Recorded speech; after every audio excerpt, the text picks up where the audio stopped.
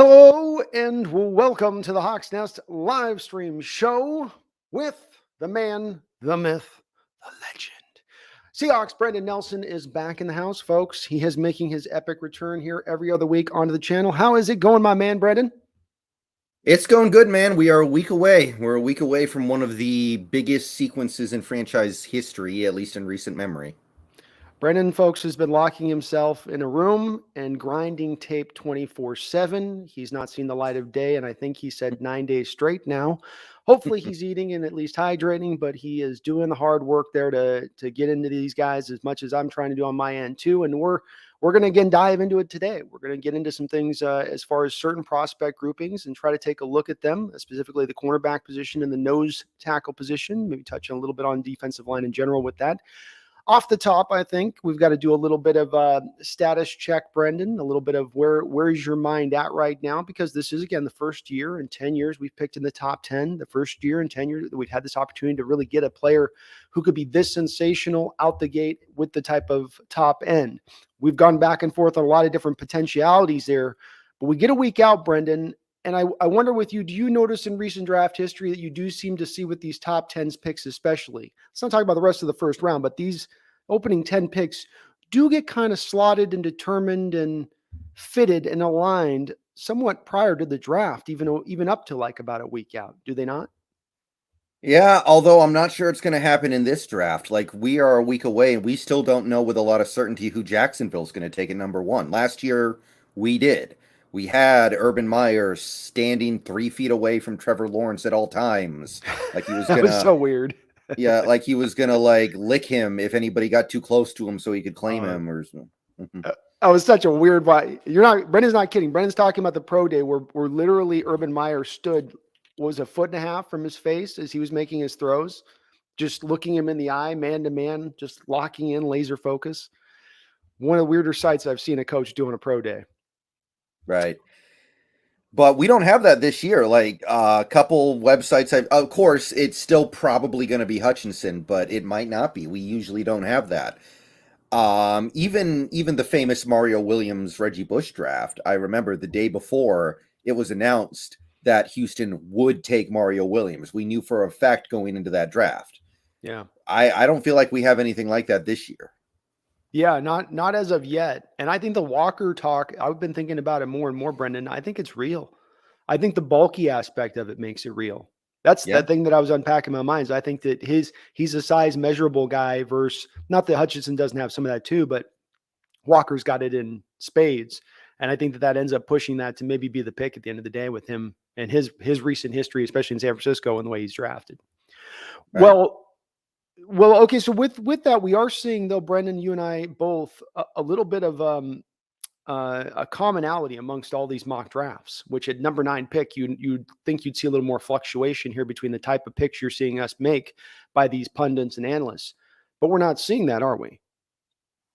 Not right now, no. I mean, we are seeing some variety, of course. When you're picking at number 9, there's never going to be a consensus. But of the mock drafts that I've looked at lately, I'd say close to half of them have zeroed in on one particular player. It is Derek Stingley Jr. Ever since his pro day, when he put a lot of concerns to bed, he's kind of emerged as the guy that makes sense at number 9. He's clearly one of the top 10 most talented players in this draft, right? Like, I think it would be hard to dispute that. Is he worthy of being picked in the top 10 given the fact that he's a cornerback? That's a different debate. But some people think he's the most talented player in the draft, full stop. Some people think that he's the best corner prospect in a very long time. Better than Okudah, who went number 3 overall. Better than Mo Claiborne, who went number 6 overall. So it's becoming a little bit of a common theme to give the Seahawks Derek Stingley Jr.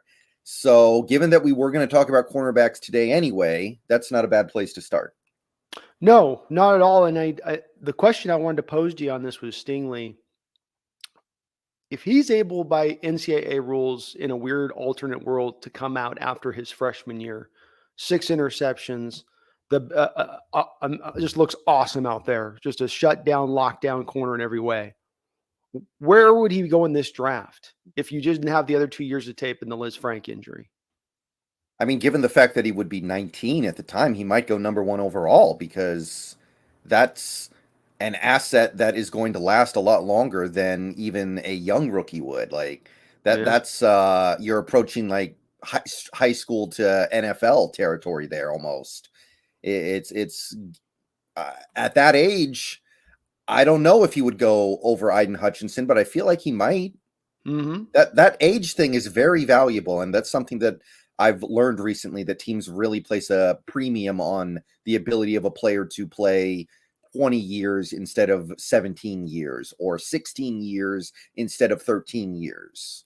As well as he also is dominating at that age. If he's at Mhm. that young age and he's been dominating the college level, this is what drew Jamar Chase to be drafted where he was drafted last year from the same college, nonetheless. A guy, if you can go watch some film, folks, go watch the film of Jamar Chase matched up with Stingley when he was there at college and them going one-on-one in practice. And it's quite a sight to see. And Stingley kind of shuts him down. So, it's just to illustrate, Brendon, as I'm sure you know, that with how good he would have been without this extra 2 years of tape, and we can talk about why that tape has dropped him down even slightly from being what would be almost a number 1 overall pick to maybe now being top 10. Is obviously the Liz Frank thing is going to ding him a bit, but then I think in watching it, Brendon, I don't know if you saw the same thing or have gotten the same feel for it, that it's the last couple of years, it's been more quarterbacks now don't test him. First year goes out, gets the 6 picks. They're not going back after him again now. They're looking the other side of the field, especially when there's not another guy matched up across from him like Kyler Gordon to McDuffie. Yeah, there's definitely some of that going on there, and it makes sense why there would be. There probably should be some of that, of course. I'll say this, though. I would rather have the last 2 years be on a Liz Frank injury than I would on him just not playing as well. Like, when I heard about the injury, I was like, okay, that explains it. At least I'm not sitting here like this guy for no reason just started not playing that well the last 2 years. So while I will admit it is a concern, I am also kind of sitting here going like, well, at least that makes sense, right? Mm-hmm. It's not just him deciding, I don't like football that much anymore. Yeah. Oh, it certainly is. It gives you hope that, okay, he can return to it. And the pro day, this is why the pro days are important at times, because you need to cement that athleticism, speed, quickness is there right now. Not it was once there, at their best. Guys do break down at different ages. We're watching Jamal Adams perhaps breaking down a little bit right now, and it was still a very young age as a football player. It can happen, especially with very serious injuries, and the Liz Frank is not to be messed with. What do you think come draft day? We land on Stingley. Where's your head with it in that pick at that point? It's not my absolute favorite, but I would be for it. It's getting a clear top 10 talent in the top 10. It's not reaching for a guy who shouldn't go in the top 15 because you like him. It's not addressing a need because you feel so desperate to get X position. It is getting a guy who is clearly worthy of going in the top 10 in the top 10. Mm-hmm. And I can get behind that. I assume that if you take him, you're saying we're going to run some man defense this year. We're not going to be doing all the zone stuff because, not that we played this game before, right? We've taken players, gotten players, and then not used them to their strengths. But I have to believe getting Stingley means, we're committing to running some man defense this year. Yeah. So, if we do that, I'm cool with that, obviously. And I would get behind it. I would be happy with it at this point. I wasn't sure before the pro day, but the pro day went well. The Liz Frank injury makes things make a little more sense. I would pump my fist over that one, I guess, is what I'm trying to say. Yeah. And I landed in the same place on it. It would be an indication you're going for best player available on the board, which we've really wanted and been advocating for quite a bit of time. It would also be here's the thing to get really excited about it with it, Brendon, because I don't think we talk about this element with it. We do give Carroll a lot of credit, and rightfully so. He's deserved it for his ability to take rough diamonds and get them all shiny and bright. And we always kind of lament that. We always go, well, for that reason, let's not, invest. Let's not put a lot of money into the position. Let's not draft it highly. Why should we? We got Michael Jackson Jr. out there balling out. But we never kind of do think on the other end of this foot, really, when we think about this conversation. What if you got him a primetime talent? And I use the words primetime on purpose. Right. Right. This guy, some people, not everyone, but some people call this guy the best cornerback prospect since primetime. And I feel like that might be hyperbole. I don't know if I buy it, but I couldn't tell you what cornerback as a prospect that I would take over Stingley. It's not like I can off the top of my head just go, oh, yeah, that guy was way better. So, yeah, maybe we try to go that way. It's the same thing that we were talking about with Sauce Gardner, who, by the way, I don't think Sauce is going to be there anymore. I think we're all kind of moving past that. But yeah, it's the same idea. It's like, okay, we've seen what you can do with Richard Sherman. Now see what you can do with Richard Sherman, who's much faster. Okay, we've seen what you can do with Michael Jackson Jr. and shoot, what was the guy's name? Who was the guy who ended up on the COVID list at the end of the year? Like, just guys I can't even remember the name of. John Yeah, Reed. right. Bless you on Austin, John Reed. Now let's see what you can do with the next Deion Sanders. Yeah, I'm for it. Absolutely. Yeah, it would be fun. It'd be a fun pick, a good opening of the draft, and again, an indication that they're starting to do things that we would hope they would do. Again, less of drafting a need, more of drafting a best player available. Now, if they do happen to pass on corner here in this first round, in this first pick, and go a different direction, Brendan, as my cat makes her entrance, we've talked about a couple of these other cornerbacks really well, so far. The next two guys that would be on this is a consensus board across the board, right, Brendan? It's sort of like the tackles. There's three cornerbacks at the top, it seems like, and then the rest of the guys below them. So we've talked about Andrew Booth, and we've talked about Ahmad Gardner. We won't recover that road. Let's start diving into some of these other prospects. Maybe we'll call them tier 2. I don't know if you go quite. Yeah. Tier 2 is a good way to put it, I think. Wouldn't you agree that these are guys that they have talent, they're good, they got some tools, they've got even some star potential. But to me, I think, in my opinion, Stingley, Booth, and Gardner are kind of in their own camp a little bit.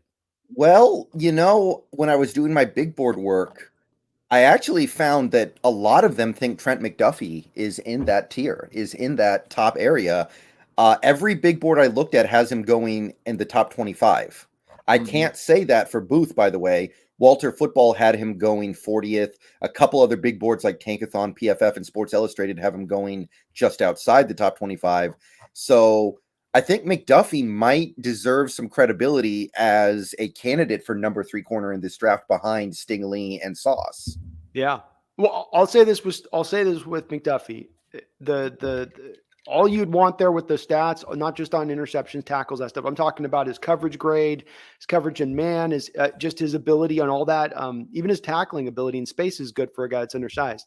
It does come down to just that worry with me at 29-inch arms, and there only being 4 guys in the entire NFL that are starting out on the outside with under 30-inch arms. And I don't know if any of them is his star necessarily, or in that place of you'd hope for star potential if you're taking him in the first round. But I can't, I don't want to knock Trent in the respect of he's a marvelous football player. And it's only really those arms that sort of clip your wings a little bit. But 29 is a far cry off of where they would like it to be at 32. And I think I actually have his combine measurements. They were 29.8. So you could call it 30. We'll call it 30. Yeah, that's not that's not that good. You're right. And it's it's a splitting hair situation, because if he didn't go 21, he's going 4 in the second round. We're talking about a matter of, it's within a 10 pick probability here that he's probably going to go. So it's still going to be drafted high no matter where he goes. And if I saw him taken in the first round, I wouldn't be shocked. I am hearing, Brendan, and what I'm reading, Kyler is going to go up ahead of him. And what I'm hearing, the NFL is very high on Kyler right now. That would surprise me. That would throw me for a loop. He's going to be in my final first round mock draft in the back end. I'm going to have a team taking him, and he's going to go ahead of McDuffie in mine. Not because I like McDuffie better personally, but this is what I'm just on I've seen it over and over written in a couple of different places and heard it from a couple of different places that NFL people really like Kyler, and I think he's going to slide up maybe into the top of that first round. Yeah, I do have Kyler listed here as a late first, but mostly early second guy. But we always have late risers. Maybe he's one of those late risers. Well, let's lead with these two guys, McDuffie and Gordon. Well, sure. It's fun watching the tape of Washington, because everything else defensively wasn't really working. but they were doing great on the outside, both of these two guys. And it's always nice when you got the two corners. We like this because they're getting tested. We just talked about Stingley having the whole two years of his career basically mostly untested because quarterbacks weren't going to throw the way to the guy who had 6 interceptions his freshman year.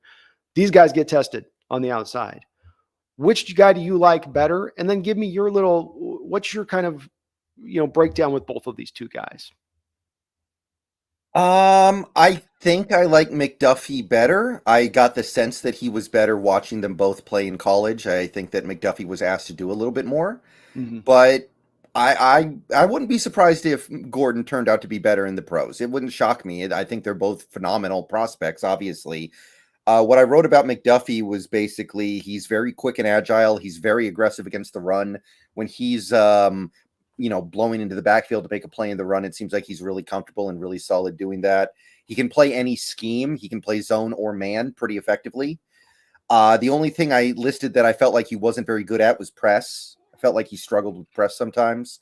Yeah. He also can slide inside and play nickel. I think he's got enough quickness and agility to play a little bit of nickel corner. High football IQ. The main issues I had with him were he didn't showcase a lot of great ball skills in college. I think there were some extenuating circumstances there, but and I said he was small with somewhat short arms. That's not exactly what we're looking for around here. Yeah. And Kyler Gordon, I had fantastic athlete, also great against the run. So I can't take that away from either player. He's good in press. That might be one of the things that launches him above McDuffie if it does happen. He's a little better in press. I think it's because he's a little bit bigger and has longer arms. I think his arms are over an inch longer. Yeah, about than McDuffie. Yeah, he's also scheme flexible, also outside inside flexible. One thing that kind of holds him back to me is his speed was not as good as McDuffie. Kyler ran like a 4.52. McDuffie ran like a 4.44. Which isn't a huge difference, but it is a difference, especially when you're playing cornerback, and the difference between winning and losing is an eighth of an inch sometimes. But I liked both guys a lot. I still think I like McDuffie just a little bit better, but you could talk me into it. Yeah, it's close, right? I mean, it's not like there's one that I agree with you. I think McDuffie is better, but it's fairly, there's different things that with both of them that you do gravitate towards liking. I think your summation of McDuffie was pretty apropos. He's a real flash, isn't he? When he gets into the run game, he kind of attacks like a safety would when he's coming downhill in that run game, and is really good in that respect of things. But and Kyler, I don't know if you saw the same thing to me. Kyler was a little bit like a Porsche when he would turn from in his technique. So he starts out and then he turns, and you see him, he kind of starts high and then he gets low to the ground as he starts to run with the receiver. It's just an interesting little kind of tick to his play. It wasn't affecting him one way or another, just kind of a fun, interesting little way in the way he kind of runs it. But liked them both. I think also with even Kyler, he does have, to your point, the 4.57 40. He did have the good short area stuff. So he had the good vert, he had the broad. So if you are going to be a hair short, let's call it slow for what they like. Because you like 4.4 ideally, 4.5 you can put up with. Okay, we're getting near 4.6s. We're getting in a little bit of maybe trouble zone. But if he's good in press, if he's a smart player, some of the things that can make up for that, I think will show up there with Kyler. And I think both these guys are going to be minimum. Would you say they're pretty good high floor guys as well? I mean, I know I've said about the whole under 30-inch arms things with McDuffie, but I think both these guys will be solid pros. I don't know if they'll be spectacular, but I do think they'll be solid. Yeah, I think that's fair. I don't think either guy's going to bust. But if they're both going to be first-round picks, I mean, I understand there's the possibility of Seattle trading down, but if we get McDuffie or Gordon, it would have to be like past pick 20 for me to feel okay with that. If we get, even if we trade back to like 16 and get McDuffie, I'm going to be like, okay. That's it. I'm not enthusiastic about that. But if you get down to like 24 and you get one of those guys, then I'm like, okay, because you probably traded down that far to get a future first round pick or maybe another second round pick this year. And then I'm kind of interested. Shoot, I mean, you're going 9, like you went 9-24. That's a 2 and a 3 probably in this year's draft. If not, to your point, for a 1 to next year, which would be plenty. I would be okay with that too. Where do you put these? Huskies has kind of been coming in corner U a little bit. Can we call it corner U? There's certainly one of them, right? Like Ohio State had what? Denzel Ward. They had, Sean Wade Okudah. hasn't done anything yet. Obviously, Okudah hasn't worked well in the NFL. They've had Arnett. a couple other guys as well. No, you're right. Even our Sean Springs, guy we had here. Oh, yeah. He was Ohio State kid. But we're one of the cornerback U's, that's for sure. Yeah. Especially recently. I mean, when you start churning them out 2 at a time every year, you know what I mean? That rep should start to climb with it. Where do you put these two guys historically for where you had Marcus Peters, Sidney Jones, Kevin King, this recent allotment of UW corners that have come out? Where do you place these guys in their pantheon? Well, it kind of can't be Marcus Peters because I think he got kicked off the team, right? Like, still a first round pick. Yeah, but that's got to sully your reputation a little bit, right? It's so. like they don't let Pete Rose into the Hall of Fame still. So, well, on a pure prospect, let's not go pantheon of UW, just on a pure prospect to the draft. Where would you rank these guys? I think I remember liking Kevin King the most, but I think McDuffie may have surpassed all of them actually. Yeah, I'll say McDuffie's probably at the top. I think we won't know until we see them play. And then you go probably what Peters, Gordon. What about King. Murphy? What about Murphy? Ooh, Murphy. I think I put Murphy above Gordon. No, wait, no. I'm sorry, not Gordon. I would put him above I think I would put him above below Peters, I would say. Below Peters. Yeah. It's tough, man. It is tough. They're good players. These were all really good players, especially at UW. They all balled out. So it does get tough. I do think I go McDuffie, Peters, just on prospect status. How was Byron Murphy better than Gordon? I don't know, man. This is tough. This is calculus. I mean, everything's contextual, right? Like some of those guys got to play with Vita Vea, some didn't.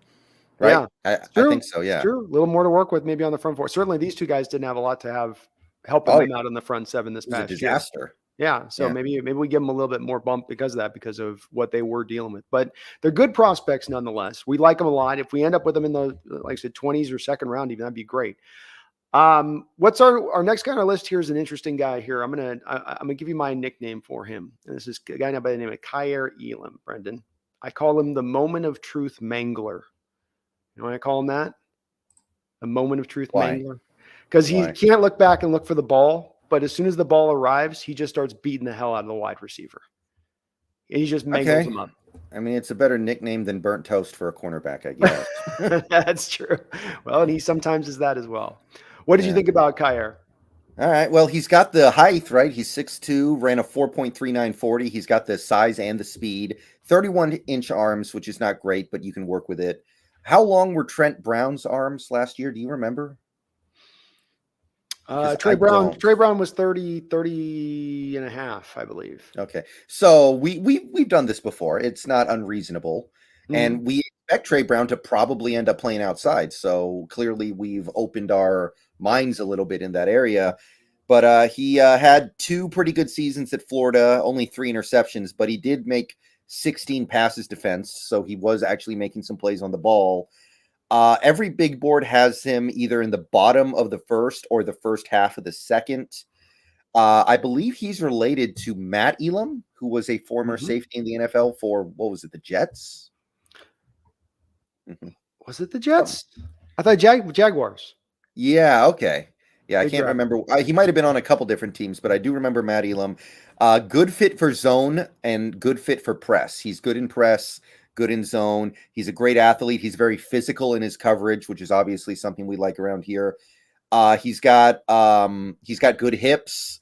The issues I saw with him is that he did give up some big plays. He got beat over the top once or twice. Not a great tackler, and he can get a little grabby sometimes. I think he's going to pick up a couple of penalties in the NFL that you would prefer to not happen.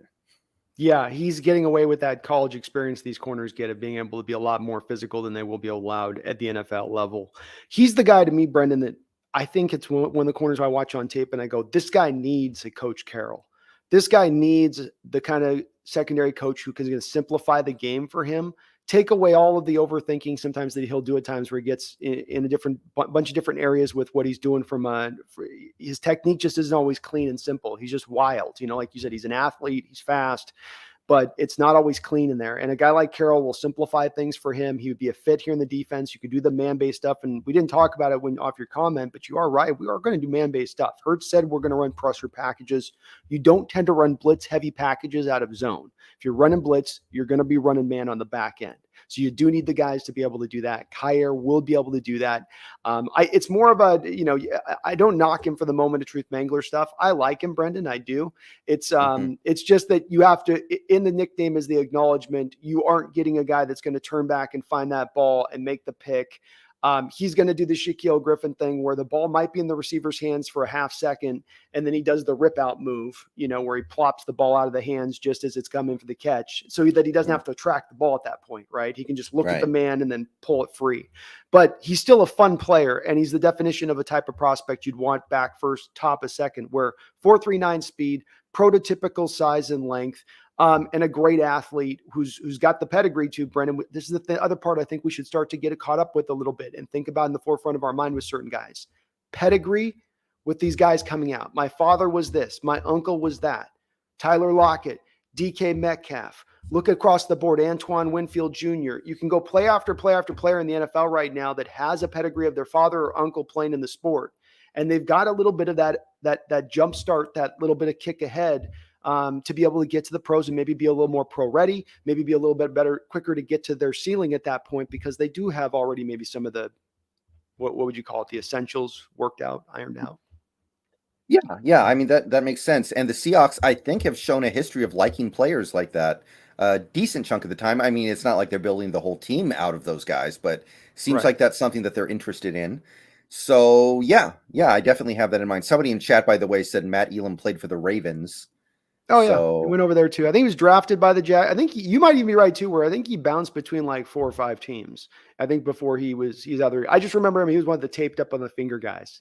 He comes from the Ken Norton school of you're 10% tougher if you tape up your fingers, and that was always. It makes you look more badass. It does. You tape up your fingers. That's a pretty hard look. So, but he was a rugged guy too. His uncle was definitely a good tackling safety. He's a box safety, I think, but not that great of a player. Still, my pedigree thing is my new pet theory about gravitating to those kind of players, because sometimes you're going to get maybe the guy that's doesn't have had the silver spoon or whatever, but sometimes you're getting the guy that's been like knows what he needs, knows what's going to be taken, has been told what it's going to take, and he's like, I'm game. Let me go. Let's do it.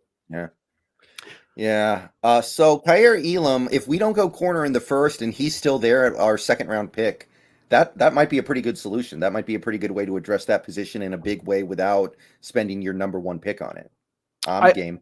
All 3 of these guys were in the same boat, I think, then, Brendon. All 3 of these guys we've talked about, McDuffie, Elam, because I think this is going to separate now at this point as we go into these next couple of guys. They would be all guys we're happy with taking in that second round. Yeah, that's fair to say, right? If we end up in that, they fall to us, we're like, hell yeah, that's good. Yeah. I wouldn't hate McDuffie at the very back end of the first, though. I'll say that.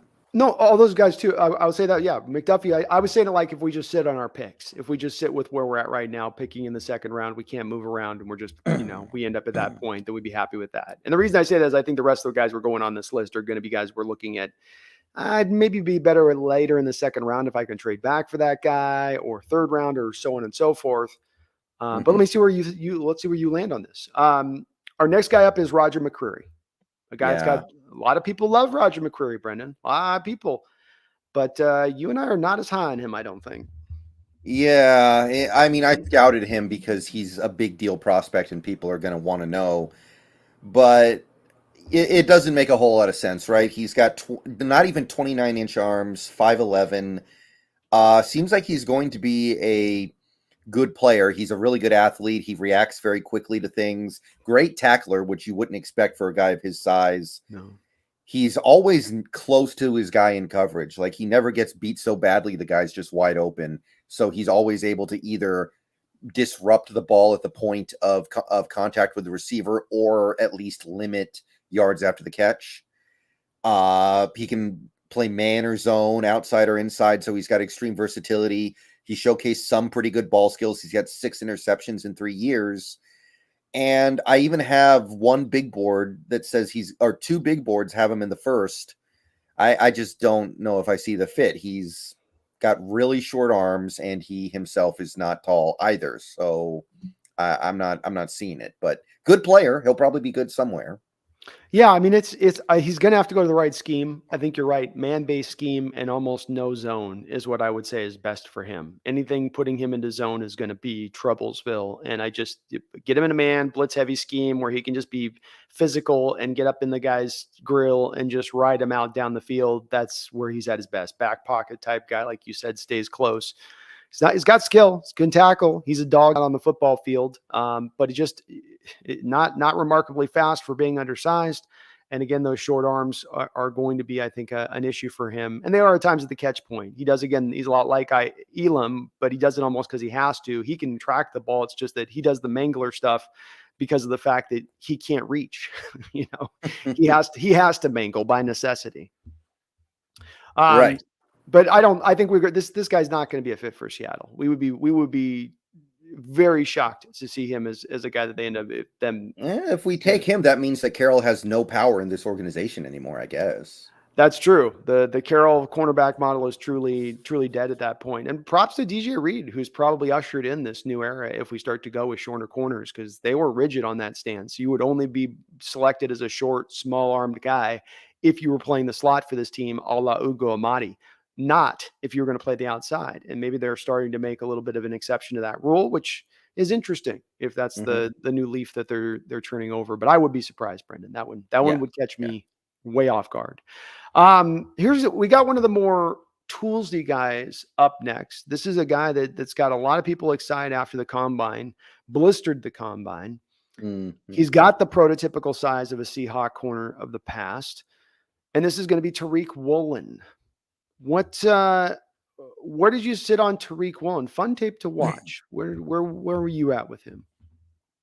Yeah, sign me up on this guy 110%. This is one of those upside picks, right? Oh, yeah. Like you get down to that third round and you see a guy that's like, yeah, it could go bad, but if it goes right, you're talking, these are some elite measurables. I have 6'4", 4.2640, 33.5-inch arms, actually longer. 33.6. So you're not going to find that often, by the way. Not even once a year do you see a guy like this. This is once every few years you see a guy who can do this. He played at the University of Texas San Antonio, so he wasn't playing great competition, and he only had 2 years of significant amounts of play. There isn't really a whole lot to say about what he did while he was in college. He has like 2 career interceptions, 9 passes defensed, but he's kind of new to playing the position. I can't remember exactly what it was, but he hasn't been playing cornerback for that long. So you give him some time, he's going to get exponentially better because he just hasn't been doing this for that long. So if he's there in the third round when our pick comes up, I am absolutely okay with taking Tariq Woolen. Very high upside. He's going to be a great zone corner. He can do press. He is just going to need some time to develop the actual skills that you need to play corner. As of right now, I would call him a not very good tackler, but these are things that can be fixed, I think. So yeah, Tariq Woolen, very interested in him in the third. I'm with you on that. Don't want to go with the second round pick, but third round, yes, 4.26, 40 with a 42-inch vert and that kind of length you talked about.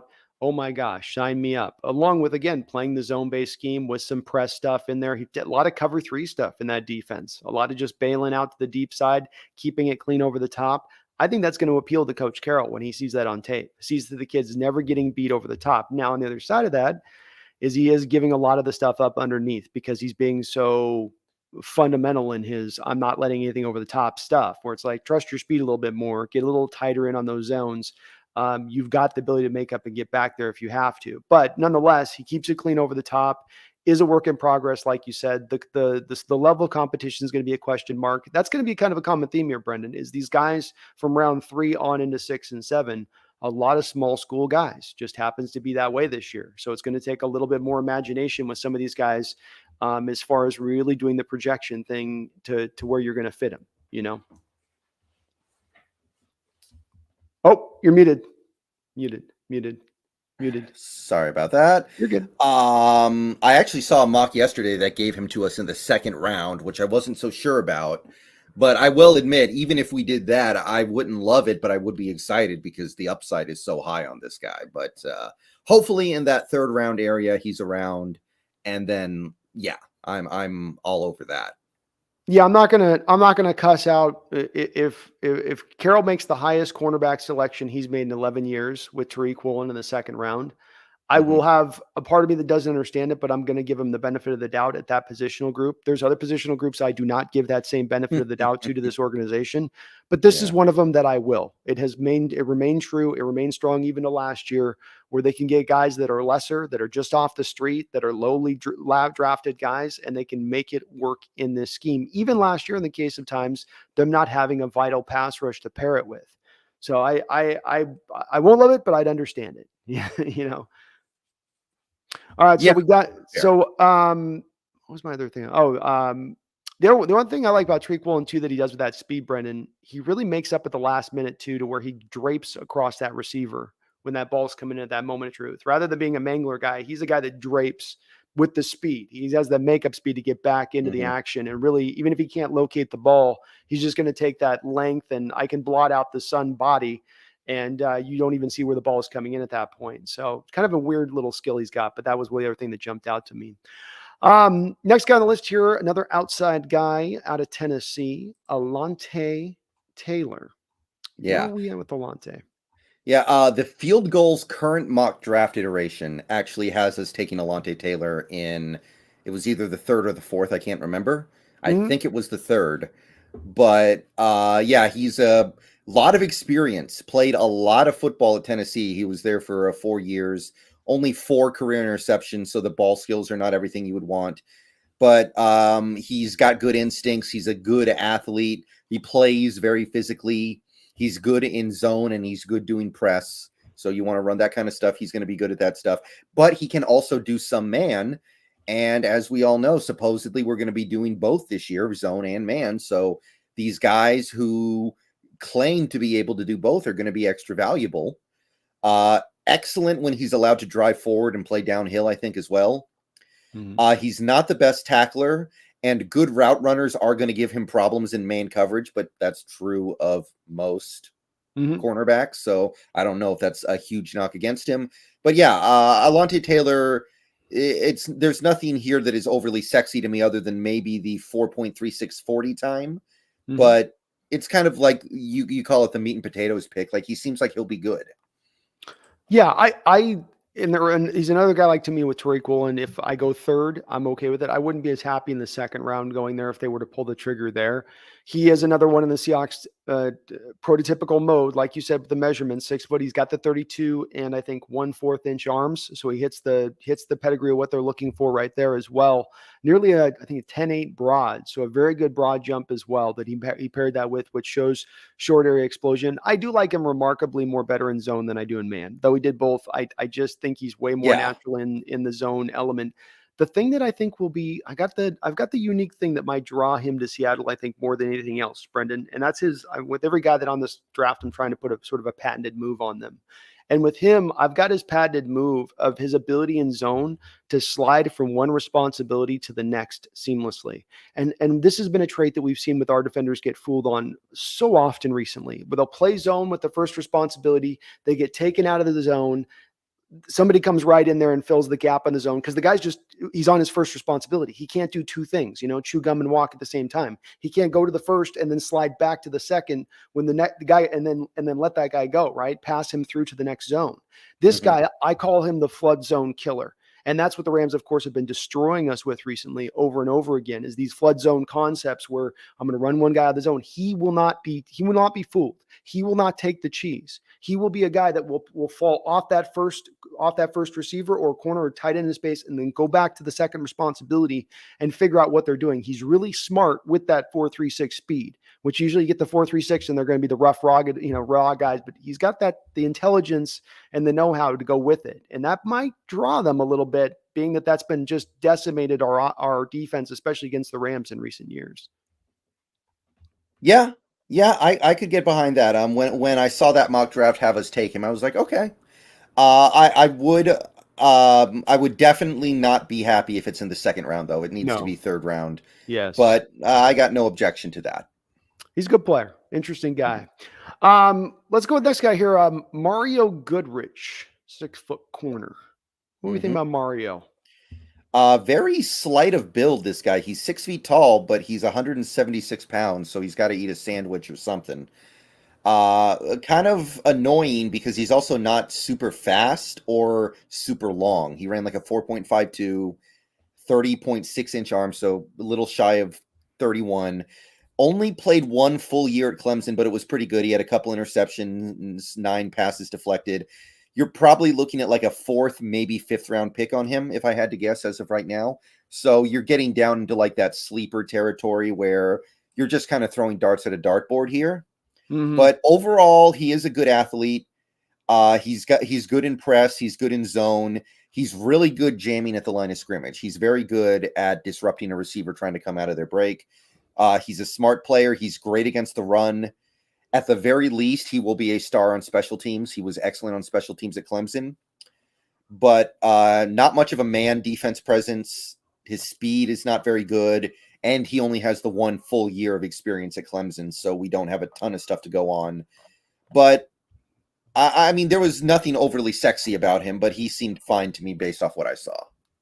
Yeah, that's the good way to put it with him. You look at him and go, there's just nothing exceptional here. There's nothing special in a trait that he does. Maybe the press stuff that you talked about is maybe what you could be the thing you're prone to. And he definitely wasn't tested a lot, which speaks to quarterbacks not wanting to go after him. They're worried about what he could do if they did attack him. But you just watch him, not very quick, not very sudden, not very good change of direction skills. Just a kind of a guy to me, Brendan, and he's pretty far down my board, frankly. I wouldn't look. I think he probably will go somewhere in the 4th to 5th round, but I honestly probably wouldn't touch him into like right around the 6th round mold from where I see him. I just don't see enough there that's a special trait to draw you to him. Okay, I mean, he might slip. Once you get down into that past the top 100 area, guys can slip 60 picks just out of nowhere, and you're like, wow, how did this guy make it all the way down here? Yeah. I think I remember a couple years ago that happened to Chauncey Gardner-Johnson, I think his name was.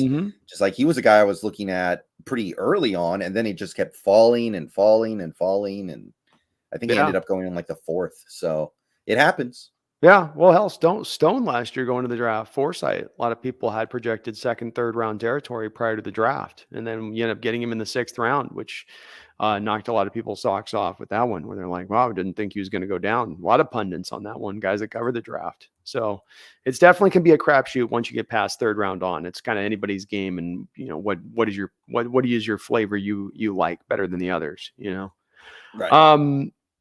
So you're if we get him in the 4th round, you good, or you're looking more, you'd be happier 5th with him? I don't know if I'm good, but I'm not bad. I'm like, okay, sure.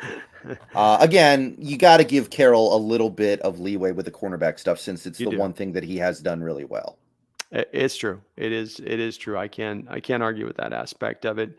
Cam Taylor-Britt is our next guy we want to take a look at here. What was your Yeah, and this is interesting because we had him in for a visit. We had him in for a top 30 visit. Okay. Okay, so Cornhusker. A couple of interesting guys on that Cornhusker defense this year, I think. There are. 5'11", 200 pounds, 4.38 40, so quick. 31.5-inch arms, workable.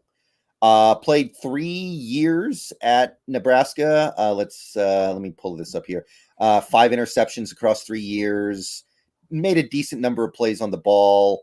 The big boards are kind of all over the place, but I think you're looking at a 4th or 5th round pick on Cam Taylor-Britt. Mostly going to be good at zone. He's got good ball skills. He's great against the run. He actually had 10 tackles for loss across the last 3 seasons, which is pretty good for a college corner. He can handle all different sorts of responsibilities. I do think he is capable as a man defender. I'm not saying he'll be great at it, but if you're trying to run a hybrid defense, he can give you a little bit of flexibility there. He's also going to add value on special teams. One thing that I did kind of notice is that it seems like he bites on double moves sometimes. He's got the what's the name of the Dallas cornerback who Trayvon had Diggs. 10? Yeah, Diggs, who bit on every double move that he's ever seen in his life. He'd bite on a double move from his 2-year-old son. But he's constantly flinching. yeah. But I like Cam Taylor-Britt. I'm definitely intrigued by him, and I was pretty excited when we had him in for the visit. If you could get him in the 4th or even 5th round, that would be something that I would sign off on for sure. Me too, actually. I'm pretty high on Cam Taylor. From I think 4th, 5th round sounds about right with the value. He's really well built cornerback. I also thought Brendon he was one of the better tackling corners I've seen in this draft. You've mentioned a few of your assessments here so far out the gate, and on a couple of guys noting not necessarily a great tackler here, not great. He's one of those guys that is a good tackler, really good acumen too. For he's got a little bit of an ability to cause fumbles on those tackles, not just tackle, but come in there and do a little bit of that. Not Pima Tillman punch, but he can strip. He's a strip guy. Oh, yeah, I forgot to mention that. 2019, he forced 4 fumbles. Yeah, he's got it. It's on the table, and you can see it's not just something in those 4 that's magic. It's like he's trying to do it. It's a thing he's worked on and does. And again, you need to tackle in this defense. It's a rally to the ball defense. Even the Fangio defense is still going to be a rally to the ball type defense. And so you need the corners that have at least some kind of willingness to get in there and put their nose in there. Wow, amazing production over the last 2 years. 77 tackles, 6 tackles for loss, 5 interceptions, and 15 passes defensed in just 2 seasons. He stands out to me as a guy. He's just a baller to me. And he's got enough of the metrics, arms are close enough to the 32-inch territory. 5'10" is close enough. Speed is close enough to being near elite. I think he could be a really good player for you in this game. And that's where 4th round to me, even I'd be willing to pull the trigger on him because he just kind of all comes together with him. I think he's kind of got all the things there's not a lot there that you go, hey, I don't like this and I don't like this. It's basically like everything, everything's kind of a plus there. Yeah, we don't need to draw a line in the sand over half an inch. This isn't the better. No, we're not going to. Exactly. This isn't my honeymoon. Oh, no. All right, let's see. Who's our next guy here? We got, well, I'll let you talk about this. I haven't had a chance to take a look at this guy, but give me your thoughts because I want to hear what you got to say before I take a look at him. This will be fun to read when I look after a show here to chat. Martin Emerson. Yeah, Mississippi State guy. He's got the size that you kind of look for. He's 6'2", and has 33.5-inch arms, which sounds like something that Carroll would be into. 4.5340, so okay, not bad, not the best, but workable when you're that size. Had 3 pretty good years at Mississippi State. One thing that's kind of holding him back is his ball skills. He has 1 career interception, and it was in 2019, but he did have 11 pass deflections in 2020, so he was making some plays on the ball. He's very good jamming at the line of scrimmage. He reacts fast in zone, so I think he's going to be good in his zone defense. His frame is everything that you would want in a Pete Carroll cornerback mold, I think. I think this is a guy who might be like the ideal. Everything that he does well and not so well makes him a fit for the Carroll cover 3. Now, are we running the Carroll cover 3? I don't know. Well, I'm sure we're going to do it some. You can't tell me we're going to abandon it after doing nothing but it for the last 11 years. But are we going to be running it enough for that? The issues, he's not a great athlete. I think his 3-cone and 20-yard shuttle scores were not very good. He won't be able to do much of anything unless you're running zone. So you better be ready to sub him out on man defense snaps if that's what you're going to do. And, of course, the ball skills, they're questionable. Let's say that. So this pushes him for your money. This probably pushes him down the board quite a bit based on what you're saying with limitations and. Yeah. If we were just doing like a pure Pete Carroll cover 3 zone defense, I would actually be willing to take him maybe in the 3rd round. But given the fact that we're probably not, I think you got to start looking more in like the 4th or 5th. Okay. All right. Well, I'll take a look at him and see what I can see on him because I think you're right. They're not just going to go from 90%, 95% running cover 3 to now we no longer run it. We just threw it all out. It's just Carroll. That's too much in Carroll's DNA to think that it's going to completely go all whole hog out the door. They will slide into it at times, no doubt about it. Josh Williams. We've got another guy here, small school guy. This guy's interesting. Brendon, it's hard to kind of watching the tape with him because everything sort of was, I don't know if you watched the highlight packages from sideline and off the field. And I was trying to get a feel for him and it was a little bit tough on certain stuff because there is no like defensive snaps you can see. What did you ascertain there from Joshua? He's got that Pete Carroll size, right? He's 6'3", 4.5340, 33-inch arms, basically. Just shy of 33.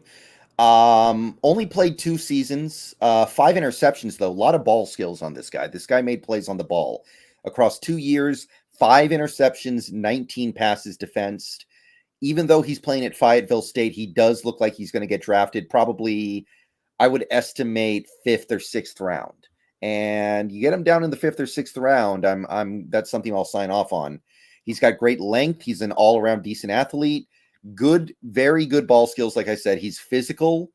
He's a good tackler. He's great in press. That's one thing that I noted with a lot of the cornerbacks in this draft. A lot of them can press. Oh, yeah. A lot of things to like here. It's just at Fayetteville State, who are you really playing against? Like, you're not cutting your teeth against Jamar Chase down there. I think somebody that I was reading up on him, put it well, where he's a big school guy playing at a small school. You know, you should be seeing him at a big school to see what he's doing against legit talent, legit competition, but you can't.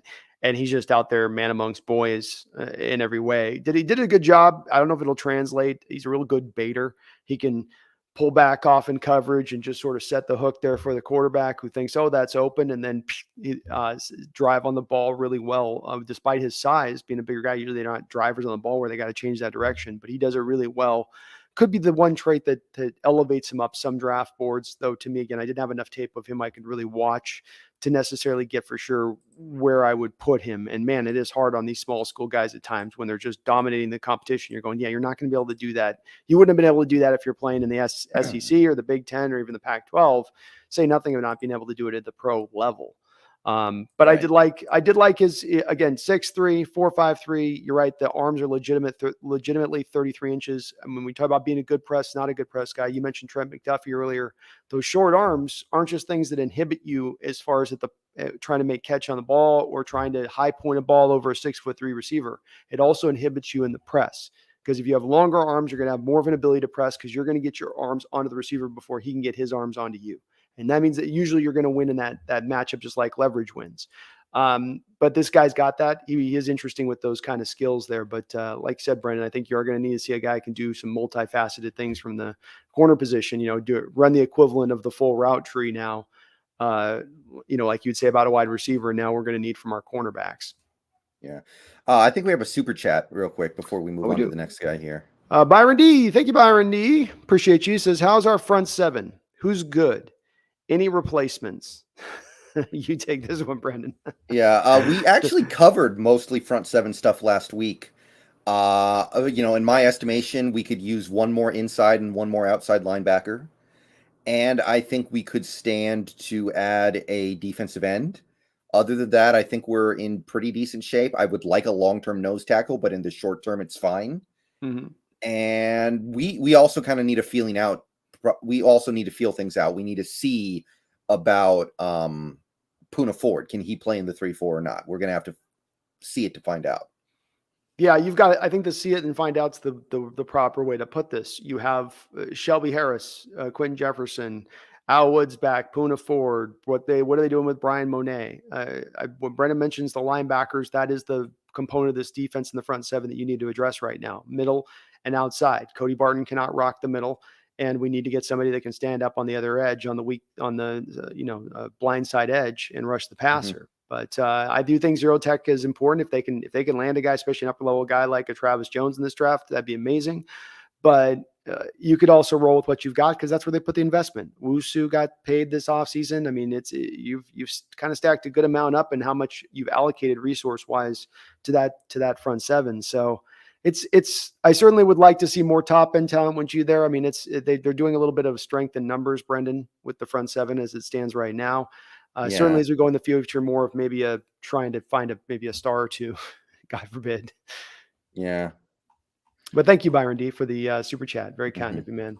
Very kind. And thanks for letting me know on that. I sometimes forget to look over there. Mm-hmm. All right, so let's go down the board here. Monterric Brown, Mr. Monterric Brown. He's got a cool name. First off, it's a super cool name, which means he's going to be probably an awesome player. What'd you think of Monterric? All right, Arkansas, 6 feet flat, 4.55, 31.3 inch arms. So the measurables are not the worst, but they're not good. Played 3 full seasons at Arkansas. Had 5 interceptions in 2021. So that put him on the map. He was like, wow, this guy can take the ball away. After not really doing much of anything in terms of intercepting the ball the first 2 years, suddenly he's got 5 interceptions. The big boards are all over the place. I would guess he's going to be like a 5th-round pick if I had to take a shot at it. Lots of college experience. He's got great instincts, great ball skills, which he flexed in 2021. His hands are good. I think he might have even played receiver in high school or something. So when he gets his hands on the ball, he brings it in. He's a decent athlete. He also has some flexibility to play man or zone. The issues are he's not very fast, not a very good tackler after the catch, and the measurables are just not great. That was my take on him. Somebody that I wanted to evaluate, but ultimately not somebody that I am super high on. I think you're right. The quickness and speed isn't there, which when it's like, that's like arm strength with a quarterback, when you're looking at all these other great aspects to their game, but they're missing the first 2 that you'd like out the gate.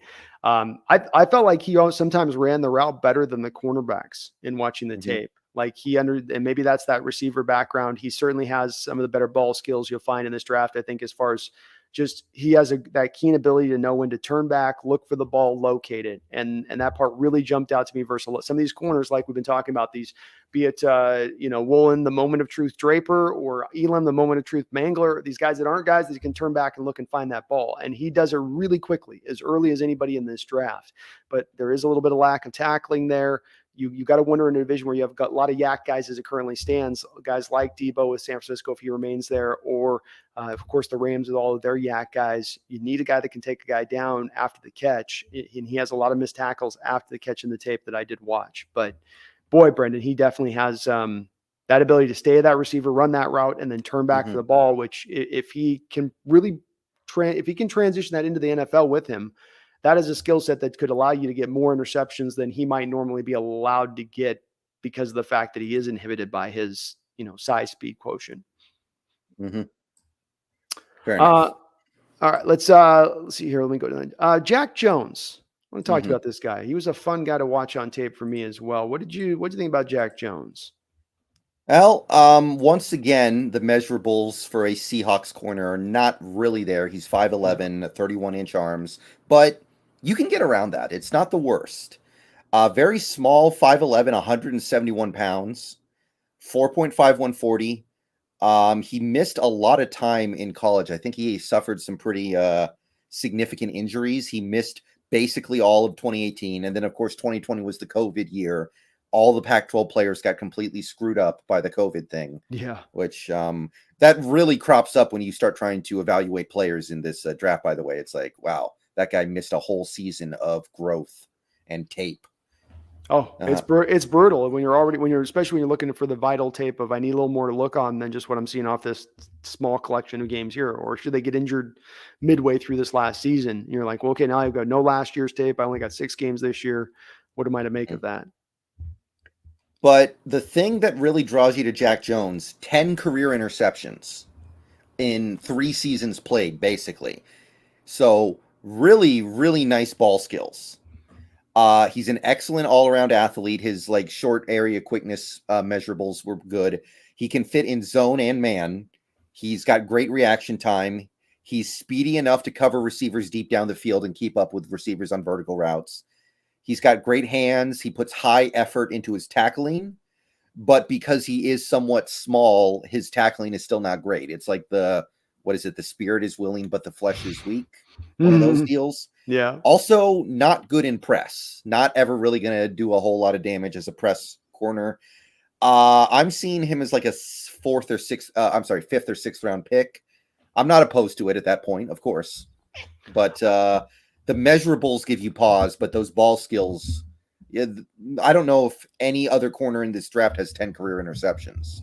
I don't think so, because this is a draft. A lot of guys that are a little limited in the amount of picks they have. It's like two is about the over under on your average, even upper end prospect in this draft as far as interceptions go. Brendon, did you think with him? I felt like this. There's certainly that we've talked about that a little bit with Trey Brown. There's it's sort of it when you see it. There's this Seahawk cornerback mold type, and I'm not talking about the prototype size stuff. I'm talking about the mentality stuff, right? That sort of that dogged energy that they kind of really used to have at the cornerback position. It was lost for a little bit of time there, through the 17, 18, 19 period. He's a guy that strikes me though as that Seahawk mentality. He's got that ruggedness to the position that he operates with, the willingness to sell out fully, just the dog in him. He's got that to him a bit with me. And with the ball skills has me a little bit intrigued with him, maybe above some of these other 5th round guys. Like you said, that's where he should probably go. Has me even a little more intrigued by him, by that combination of skill set, the dog with the ball skills. Yeah, I can get behind that. I just wish the flesh wasn't so weak, but the spirit is definitely willing. Spirit's there, baby. Spirit is there. All right, next guy up is Akilib Evans. Am I saying that right? I think you got it. Akilib. Akilib was an interesting prospect to look at from my standpoint. Where did you stand with him? Yeah, a little more Seahawky in terms of his build, 6'2", 32-inch arms. He's got good length. He's a very physical player, great tackler, doesn't miss a lot of tackles. He's very good in press. He jams at the line very well on receivers. His speed is more than you would expect given his size. 4.46 40, has good speed. He's strong enough to disrupt balls at the catch point, kind of that whole idea you had of like mauling at the moment of truth. He's going to be a good fit for his own defense. He's a little grabby. He does tend to grab a little bit, probably going to draw some flags in the NFL. His instincts playing the position are not yet that great. I don't think he's played the position for that long. That's something that you would hope he picks up later. And there's just some general inconsistency that is probably mostly because he doesn't have a ton of time playing the position. So yeah, I liked him. I think he'll probably be like a Walter Football loves him. They actually think he could be a 2nd-round pick. That's not happening. No. But I could see him going in like the 4th. I could see him going in like the 4th, maybe, but maybe the 5th is a little more likely. I think I have him 4th is right. We're aligned here, man. That's right. Where my big board's got him at is on the 4th. I think you also, with what you let in, it's literally what I have in my notes here, which is fits the Seahawks mold for corner. 6'1", 32-inch arms. That is the mold. That's what their ideal would be for just size metric standpoint. I thought he also changed direction a little bit better than normally what we see on some of the taller prospects in this draft. He's able to get back and forth a little bit. What will scare, I think, him for Carroll on me on this is when receivers were running go routes or skinny posts, he would sometimes, as you got to feel, get lost with them. Like he gets that point where he's running, and maybe I got to look back for if the ball's coming. And as I look back, like I start to drift like this, and the receiver's going like that because I don't have that spatial awareness to be staying to feel the receiver on my hip as I'm running. And some of the times where I felt like he would get a little bit, and maybe that's to your point on that, a little bit of his rawness to the position itself, and that maybe that's explained by him just needing more time to dig in and get used to doing what he's doing. But that was the one thing that had me most concerned with his tape. I still like what I saw from him. He's still an exciting prospect, but that was the part where I was like, God, he's just he's run up the field and he just he veers off like a guy that's gone asleep at the wheel. It's just like, what's going on? How'd you end up over there? But 4th round is about right for him. He's a toolsy guy, and that's going to, I think, elevate him up over that 5th round plateau type area. Coby Bryant. And no, I'm not talking about the Black Mamba, folks. Not talking about the Black Mamba. I'm talking about the Black Mamba of the football field. What did you think about Mr. Coby Bryant? Well, I mean, if he ends up being good, there's no doubt what his nickname is going to be, right? Like, they have to do it. They have to. Yeah. Well, he was a guy who I actually mentioned briefly in a video I made like a month or two into the season. He was one of the initial cornerbacks that I really had my eye on. As I looked into it a little bit more, I'm not so sure it's a fit, but I do think he's going to be a good player. He's another Bearcat, another one of these defensive Bearcats that's probably going to do stuff in the NFL. I feel like they're sending like 6 guys to the NFL this season, and they're all getting drafted. Oh, yeah. That's about right. So, like we say, man, the only teams that played defense in the NCAA last year were Cincinnati, Georgia, Michigan, and then who else? At Penn State? Is that about it? Is that our magical four? Yeah, that sounds about right. They're going to be supplying all of the defensive talent to the draft this season, folks. 92% of the defensive talent is coming from those 4 schools in this draft. Yeah. Let's see, 5.5, 4.54 40, 30.5-inch arms, but he's 6'1". Played 4 full seasons at Cincinnati, made a grand total of 9 interceptions, a lot of passes defense, like 35 or something. So a lot of plays on the ball. He is somebody you will probably have to spend at least a 4th round pick on, maybe even a 3rd. And the more I looked into him, the more I wasn't really feeling the idea of using a 3rd round pick on him. I'll say that much. He's scheme versatile, which is nice. Mm-hmm. He tracks and gets his hands on the ball very well. He's got a great break on the ball in zone, like that thing we talk about with guys like Sidney Jones, where they just, when the ball comes, they just get like, in there. Like a gun. Mm-hmm. Yeah, he's a good athlete. He puts a lot of effort into run support as a tackler. But at the end of the day, even though he's a good athlete, I didn't get the impression he was a great athlete.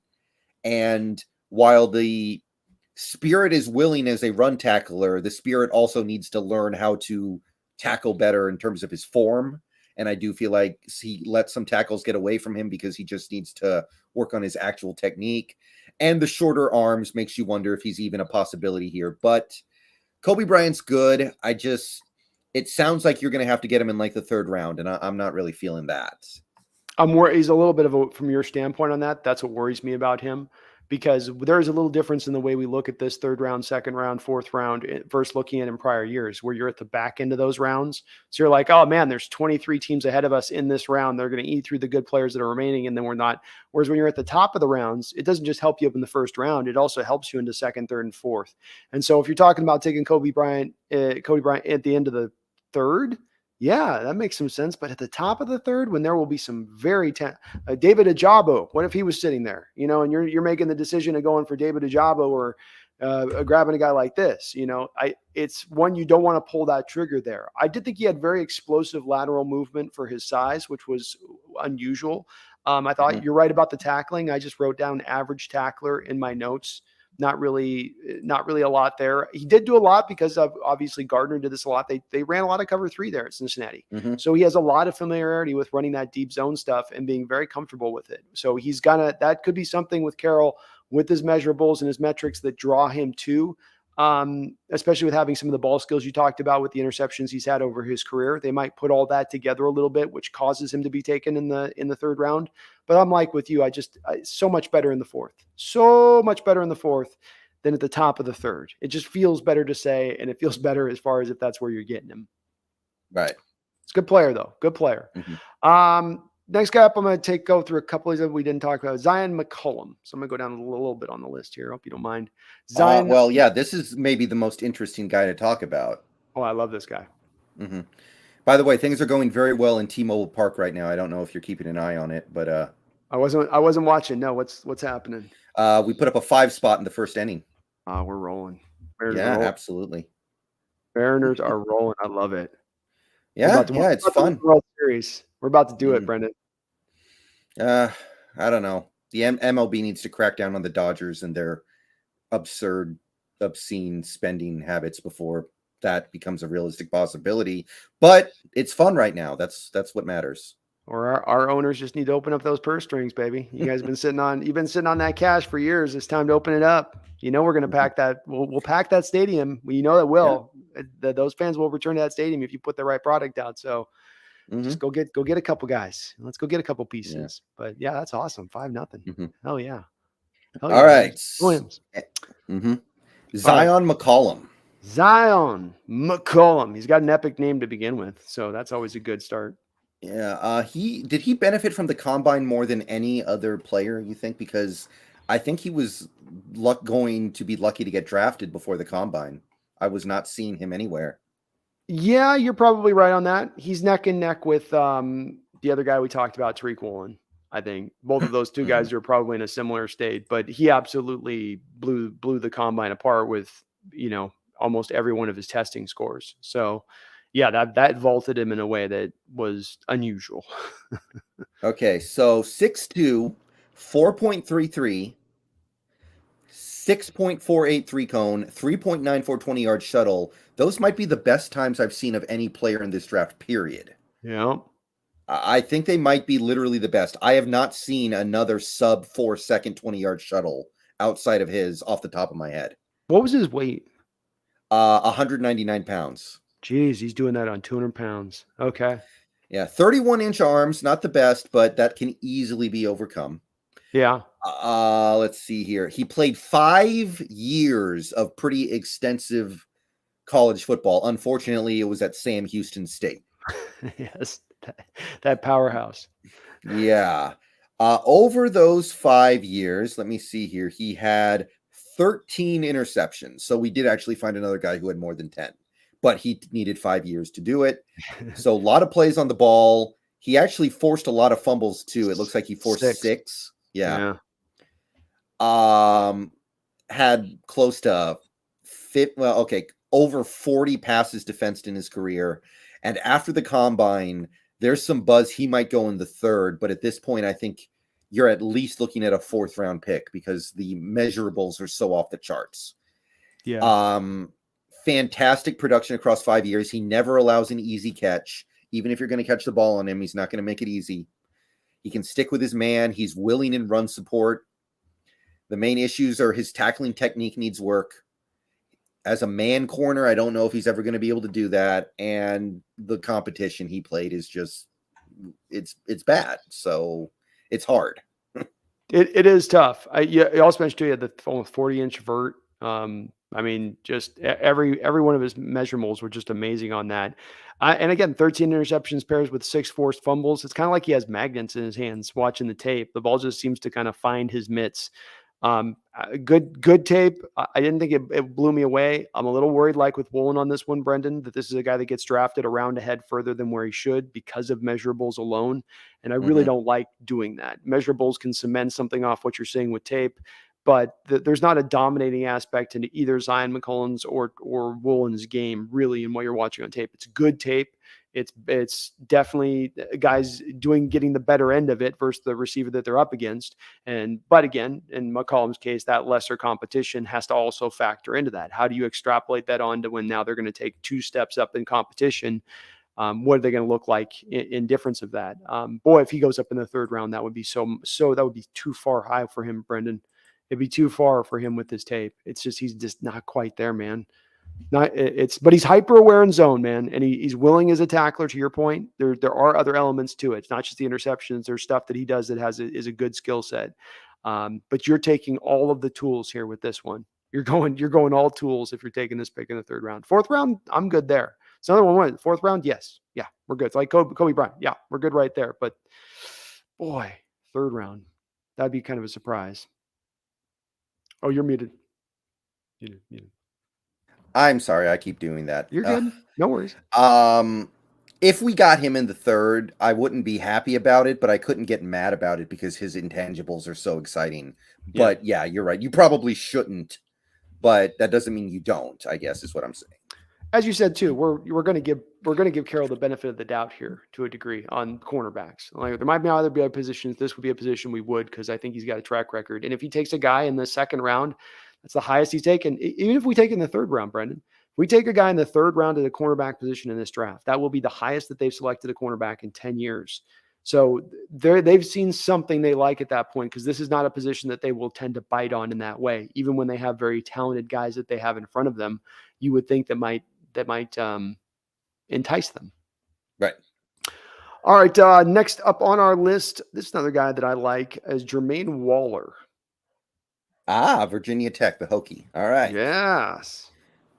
Managed to have success at the position despite running a 4.7 40. You don't see that often. Although I did notice it with a few guys this year. Georgia had a cornerback who was good for them, and he ran a 4.74. So it happens. Yeah, it's you can get away with it. We've seen it. There's been guys that have gotten in the league at that rate. Boy, that's slow. Let's see. He didn't play very much in 2020. 2019 and 2021 combined, he had 7 interceptions. So a lot of plays on the ball, a lot of taking the ball away. The big boards are all over the place with this guy. The Draft Network and ESPN have him going undrafted. CBS has him going early 3rd. And Walter Football has kind of split the difference here. They have him going in like midday 3. I think that's probably a little more realistic. but he's a guy, it's hard to judge. Like that 4.740 is going to be really hard to overcome, but the ball skills are going to be impossible to deny. Yeah. He's a great athlete. He's got decent size. He's got good ball skills, plays tough and physically, scheme versatile, willing tackler, not the greatest tackler, but a willing tackler. Has some technique issues. He's going to have to work on that, and Carroll's a great guy to work on that with. Probably needs to add some muscle, and he is a little bit slow, but he's got the frame to add muscle. Right now, he's 6 feet tall and 180 pounds. That's the part you worry about, though, is that if you're 4'7" at 180 and I put 10 pounds on you, what's your 40 now? I mean, 4'7", Yeah, that's starting to push like Byron Maxwell 2017 territory. Yeah. I mean, it's definitely the start where you go, dude, you're just not, you don't have enough wheels to get there. Everything that was really good for Waller, and there'd be really good things. There'd be my next note would be something bad. Usually I like lean off the top with the good stuff I see, and then I get to kind of the things where I'll start to pick a little on the guy. But with him, it'd be like, oh, this is good ball skills. Oh, he's but the tackling's just not great, and the technique's not awesome. But he's got a good job at staying over the top clean and plays a lot of the zone stuff and looks good there. But then, I mean, the press isn't as good as I'd like for a guy his size. But then, to your point, tracks the ball, can read the quarterback's eyes. He can stay in zone. We were talking about that one guy that would get drifting away in coverage. He's a guy that can feel the receiver and be looking at the cornerback, which is kind of a vital skill for a zone player, is to be able to do both of those two things at once. And he can do that. But boy, there is a lot to rough out, a lot of rough edges on this one to kind of get resolved. And not a guy that gets me as excited as some of these other corners in this draft, quite frankly. Oh, yeah. How about you on this one? Is this a guy that's an excitement guy for you, or I can't really get excited about him, but he's somebody who I think is worthy of spending a couple words on more than anything. Yeah. Like, you call them, it's almost like meat and potatoes, but maybe it's just the meat. Maybe it's not even the potatoes. Yeah. It's like, yeah, he would be fine. I would be okay with it, but there's no scenario where I'm excited about getting him. Yeah, especially again if we end up in the territory with this guy where you're overdrafting him, let's say 3rd round, 4th round, that would be probably pretty disconcerting at that point. All right, well, with our last guy here on our outside corner list, Brendon, I have a guy that it was another one of these prospects that our Seahawks met with. I think came to the facility, and this is, I think, the kid out of Oregon or Baylor. Sorry, Baylor. There's another toolsy guy here, Kalen Barnes. Give me your breakdown here on Kalen Barnes. All right. Well, I think he was a sprinter in high school. Ran a 4.2340, one of the best 40 times in the combine this year. 32-inch arms, 6 feet tall, 183 pounds. Didn't play a ton over his 3-year career at Baylor at corner, but he does have 3 career interceptions, 13 career passes defensed. A couple of big boards have him up in like the 5th round or range. I think that's probably what you're looking at right now, maybe the 6th. He's strong as a zone corner. He can catch up on vertical routes with ease. So you probably are looking at some man defense upside as well. He does have some decent ball skills, and he's good at combining his speed with his length to make sure he makes plays on the ball. He's not a good tackler. He needs to definitely get better at that. And sometimes it seems like he plays kind of sloppy and counts on his speed to be able to bail him out of it, is one thing I kind of noticed. But that 4.2340 is going to get some people's attention. So if you can get him in like the 5th or 6th round, I'm definitely, or well, we don't have a 6th round pick, but in that area, I'm definitely paying attention. Yeah, I think I'm in the same spot with him. For a guy so fast at for a 4th 2.340, why is everything so slow for him? Slow to react, slow to realize that the play is a run play versus pass, slow here, slow there. I wanted more of the reaction for the speed that he has on that clock time. A little bit of I wonder on this one is this a track guy and maybe not a football fast guy? As well as I did see him have a lot of willingness to get off of blocks in the run game. If a receiver came down, blocked him, he was going to kind of stay blocked, and he didn't have a lot of interest in getting over there and doing much. And quite frankly, there was a lot of guys in that Baylor defense that could then go up there and clean up the problem at that point. So he could kind of afford to be a little bit lazy in his approach as far as, willingness and want to do so. He's really fast for me, but beyond being really, really fast, smooth back pedal, free and easy as an athlete. A guy, if you put him on a football field, Brendon, and you just have him doing a practice, show your back pedals, doing the combine drills, essentially. He looks marvelous in that respect. But put him on the field in live action, live fire, and it's just a little bit different. It doesn't quite have the same kind of flow for what you would want to see for a guy that twitchy, that fast. Right. But I like him. We got a super chat here from Elliot Clark. Thank you, Elliot. Appreciate you. He says, it sounds from John Schneider's comments today that we will be trading down from 9. So I doubt we will even draft a cornerback in the first. Well, Brendon did make a point earlier, though. If you're trading back, they may trade back to a 24th. There's a couple teams in the 20s like the Chiefs and Packers that have multiple first-round picks. Maybe they want to move up. And if that's the case and you're sitting at 24th, a McDuffie becomes a McDuffie or a Gordon becomes a possibility there if you're selecting. Does it not, Brendon? Yeah, although I should say that what Schneider said today was basically like, we might use the number 9 pick, we might not. And those are literally the only two possibilities. Like, yeah, we know, John. We know it's one of those two things. There is no third option.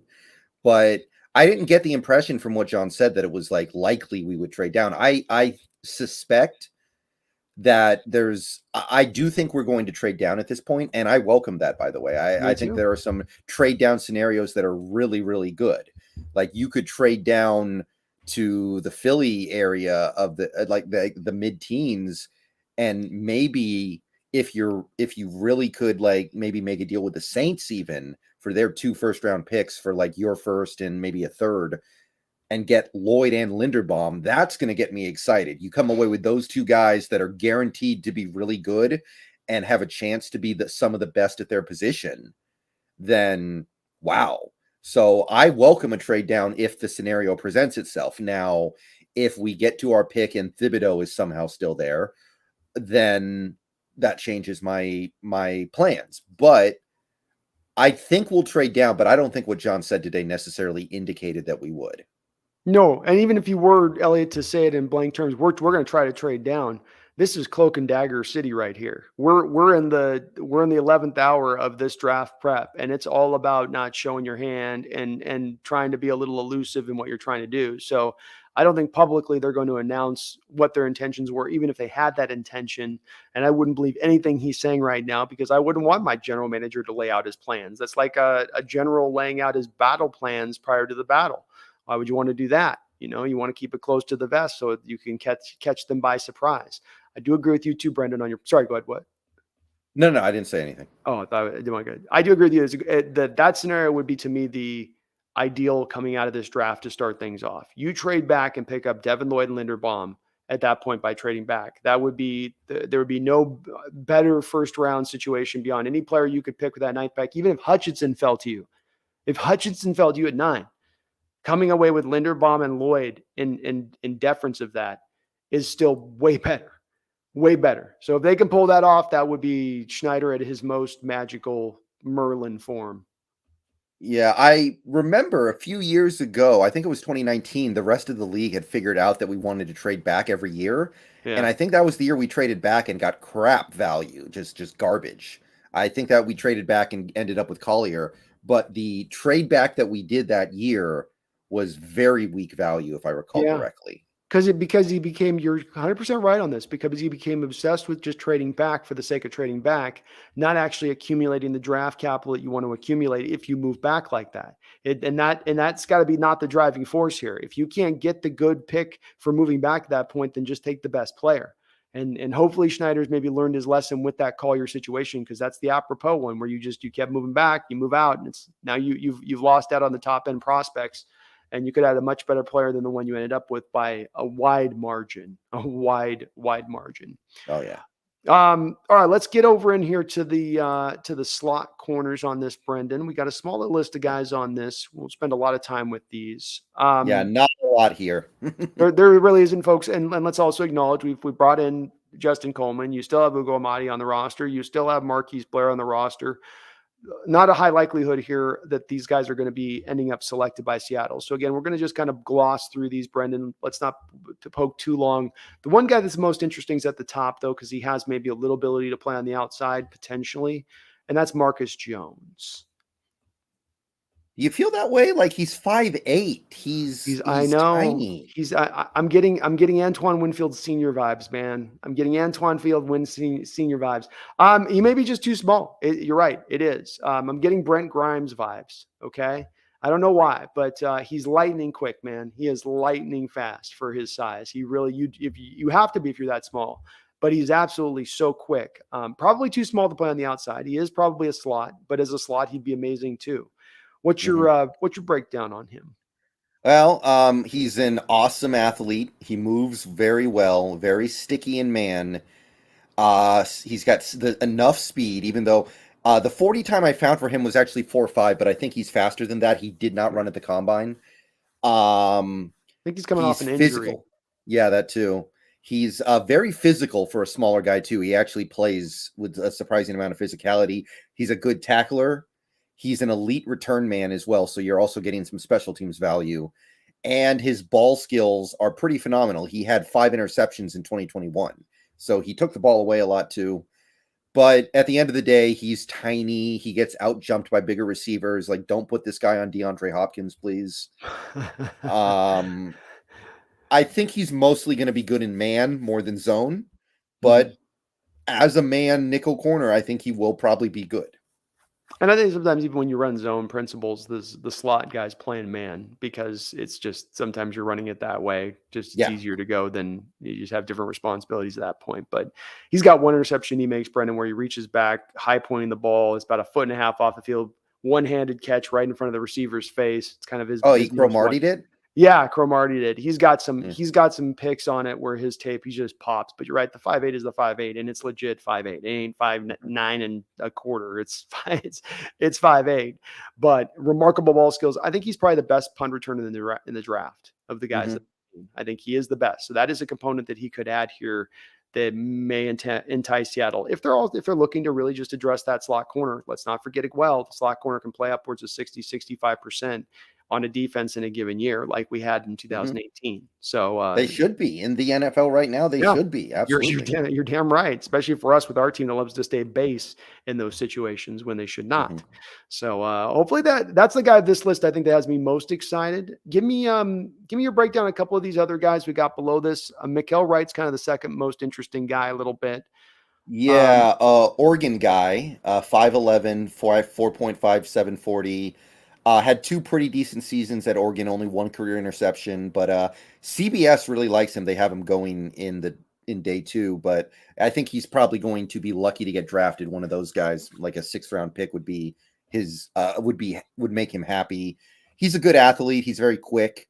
He's a better than average tackler, very good at preventing yards after the catch. He's scheme diverse. He can play man or zone. The bigger guys are going to be able to run over him because he is only $173, so he's small, and he doesn't have a lot of length. His arms are 30.5 inches, and while he's pretty good in coverage, I think his ball skills are a little bit weak.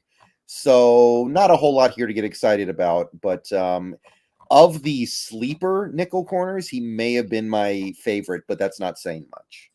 The thing that lost me, because you're right about struggles with the bigger size guys, because he doesn't have that weight that you need to hold up against those bigger guys. But then it was the game for me watching him against Chris Olave at Ohio State.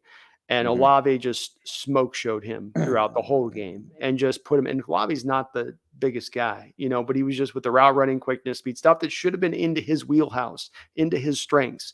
And instead he was a little bit, for lack of a better word, lost and just got kind of got on that game. And that's I wasn't really all that high on him to begin with but after that game, I kind of walked away and went, okay, what do you do here? What is the, what is the skill you're bringing to play here that's going to help? It's the Office Space thing. What do you say you actually do around here? I'm a goddamn people person.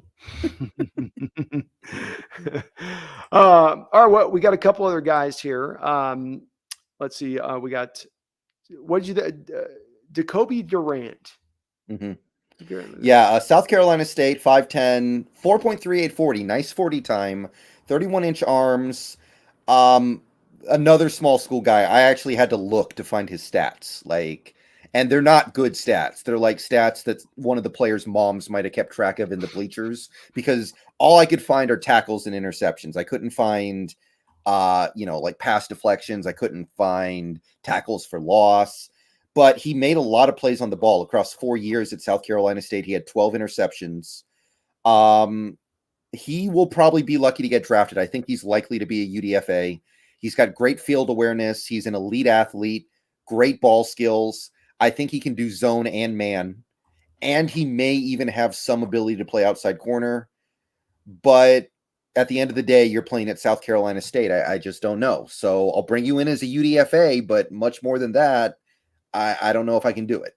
That's my take on him. Same with that on me. I did the small school stuff with him is hard. The interceptions is the thing that jumps out to him with, wow, that type of production, but again, you see some of those quarterbacks on the highlights throwing the ball and it's ducks and it's the ball's sailing and it's, just, okay, this isn't really a challenge. Did you want to talk about Demarion Mathis before we go to the defensive tackles? He's the only other guy I think on this that was potentially maybe with the 4.39 speed and the 32-inch arms, but no, not really. Demarion Williams. One thing about him is he's versatile. He might be able to play outside, inside, safety, which is always appealing when you're trying to build your depth. But at the end of the day, he's small, he's weak. He gets run over sometimes. I just like the versatility. That's the thing that kind of caught my attention with him. Me too. I thought he had a really good one-handed stab press move too. He puts this one-handed stab into the receiver, and it's kind of patented technique, and then can get into his bail really well off of that. So does have some positional flexibility, legit good speed. He's a willing tackler, I thought. Not the biggest guy, but he was willing to put his nose in there. What would you say? The body's willing, the mind just, or the mind, or you got the crocodile mouth with the butterfly ass, something like that. But he's okay. So that's kind of us on the nickel. And again, I don't think nickel's going to be a place that this position that the Seahawks attack. I think Artie Burns can play there. We've got like 5 guys that can play the nickel right now. So let's go. We're going to go on here to a couple of the defensive tackles here. And Brendon, I know I've kept you for quite a bit of time. You okay timeline wise here? Oh yeah, absolutely. Well, and also we don't have a lot of nose tackles. I had to search for nose tackles in this draft. There are not a lot. No, it's a rough spell through here. So we're not going to have a very wide list, folks, of guys we're going through. But let's talk about the couple of the top guys, because there's potential here. I think one maybe more likely than the other. I want to know what your thoughts are on Jordan Davis, though. I don't think we've discussed Jordan Davis. We actually briefly went over him back when we I think 3 or 4 weeks ago. But I mean, I like him. But there's been a debate in my stream chats lately where people are trying to figure out, why did he only play 44% of the snaps at Georgia? Is it because Georgia was rotating people, or was it because of a conditioning issue? Mm-hmm. If it was because Georgia was rotating, then that's not his fault. But if it's a conditioning issue, that has to make you concerned. Yeah. But for me, Jordan Davis is a guy that I might be open to taking if you traded back to like 16, but I'm not doing it at 9. I don't think I'm doing it at 12. I just need that trade back to pick up maybe an extra second round pick before I do it. Yeah, I'm the same way. You can't, for a guy that had 300 snaps last year in a rotation level, even if there is a good excuse for it, that's not enough just to go off of freakish size alone and say that I can make a projection that this guy's going to be potential star quality just off of that alone. You cannot draft just a run stuffing defensive tackle and that being all he is as far as a potential. You got to go string, especially guys like we're talking about in the same zone we're speaking of. Tyler Linderbaum, his testing numbers were 93rd percentile and up across the board when he did his pro day. Devin Lloyd, I watched his tape, Brendon. I haven't seen a linebacker able to undercut and jump routes like since Derek Brooks, the way he does it. He just baits quarterbacks in with that stuff. This guy's not on that same level. So it's too much projection for me on that. I think 16 on sounds about right for a beginning point where you start to begin to go, okay, it's appropriate value. But boy, even into the 20s is where really he should go. I can't help but think that he's going to end up getting drafted by some team that just gets too caught up with the whole size, speed quotient of things and not just with the pure bottom line, which is you're getting a run defender who maybe occasionally can give you a little bit of pass rush. You're not getting Aaron Donald 2.0. Yeah, I have a feeling the Chargers are going to overdraft him a little bit because their run defense is a problem. So I don't think it's going to be a real discussion for us anyway. Yeah, they'll take that. They'll take this off our hands. Now, the next guy of our list here, this guy might be the most likely of our 5 guys we're going to look at here to land with the Seattle Seahawks, and that is a Travis Jones. I like his game a lot. I like him a lot, Brendon. Where are you at with Travis? I like him a lot.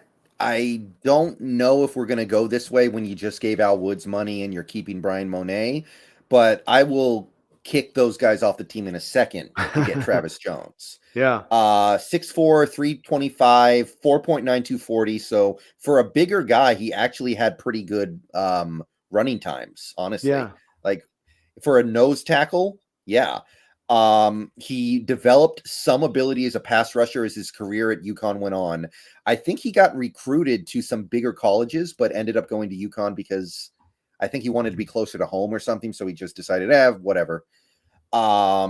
He does have the ability to get to the quarterback a little bit, which is appealing. He has 8 sacks over the last 2 years.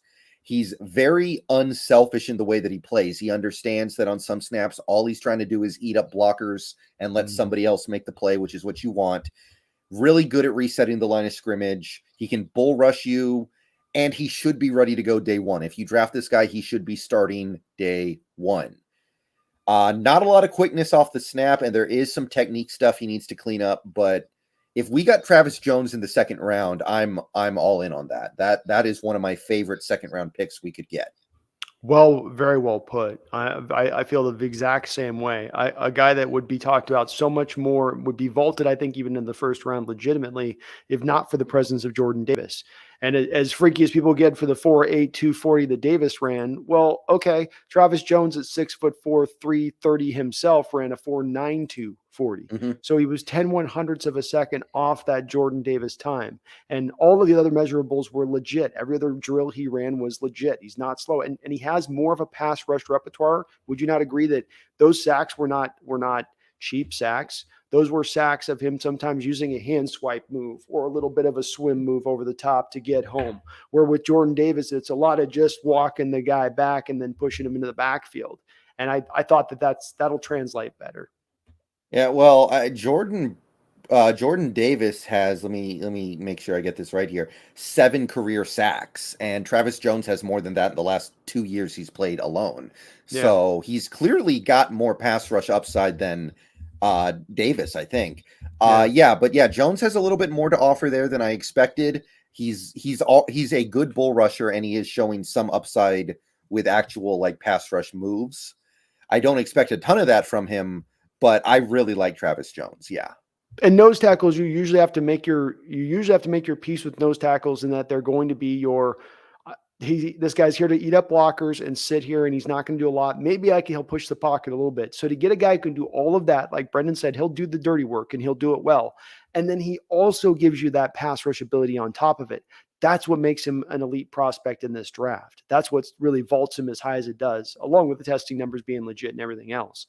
But he's exciting of this list. He's the one that I almost even more than Jordan Davis at 16 or Travis Jones in the second round. I'm way more for the second round than I am for the Jordan Davis pick at 16. Yeah. By the way, Vince Wilfork, maybe the most iconic nose tackle in a 3-4 of the last 20 years, has 16 career sacks. So those guys, they don't get to the quarterback. So they don't. Yeah.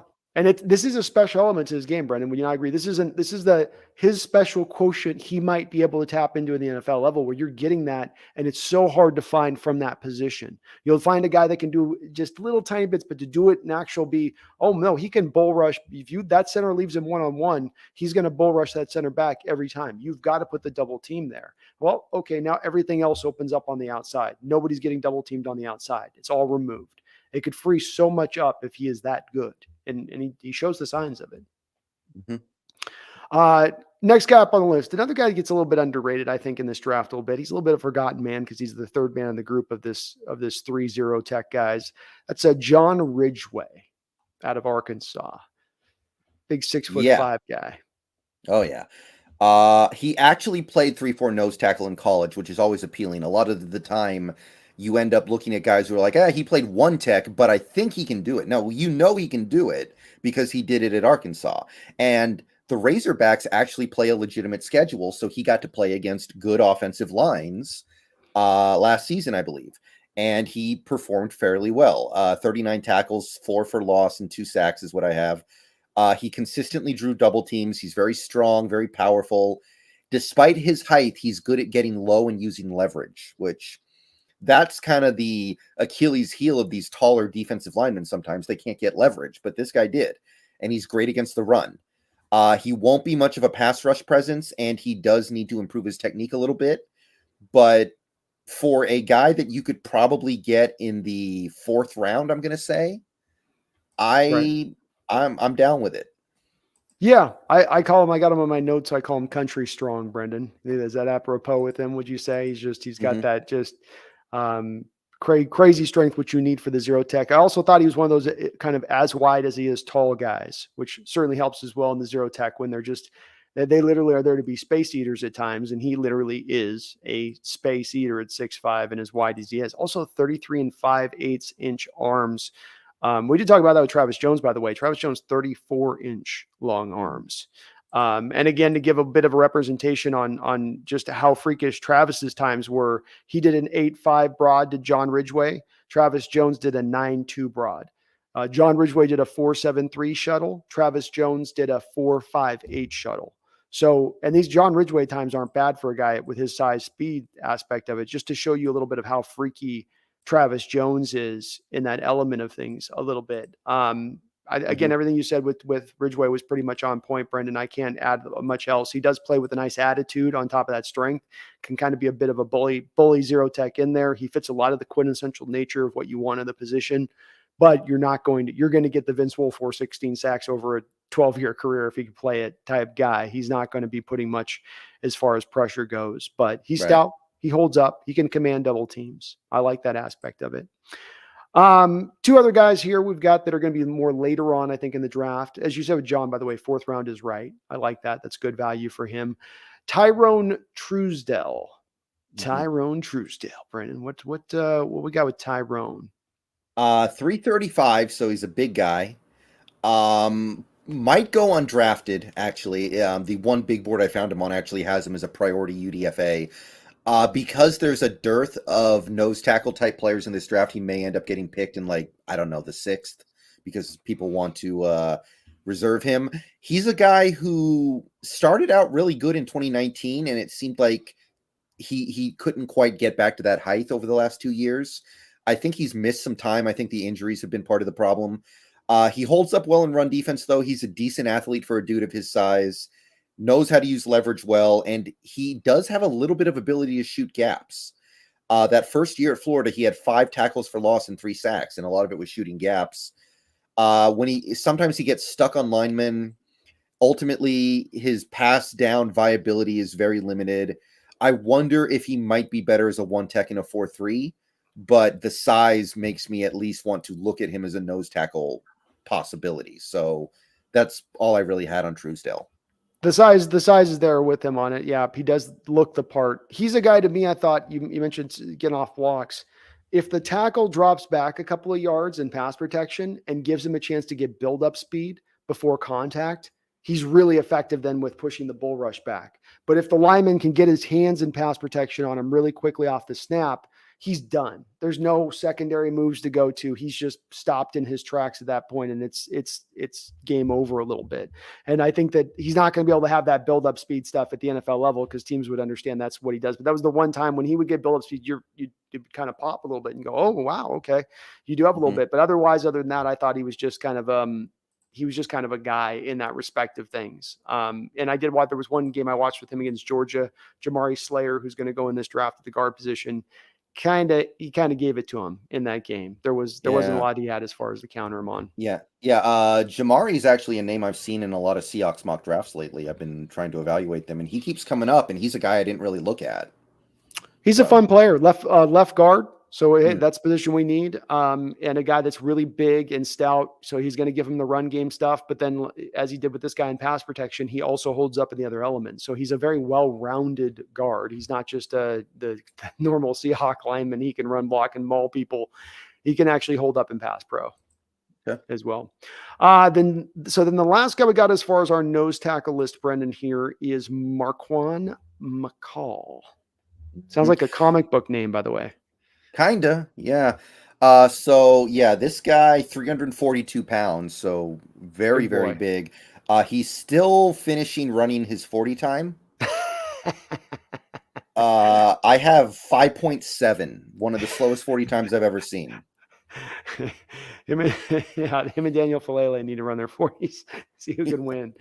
Yeah, he's a big boy though. Yeah, so he played a decent amount the last 3 years here for Kentucky.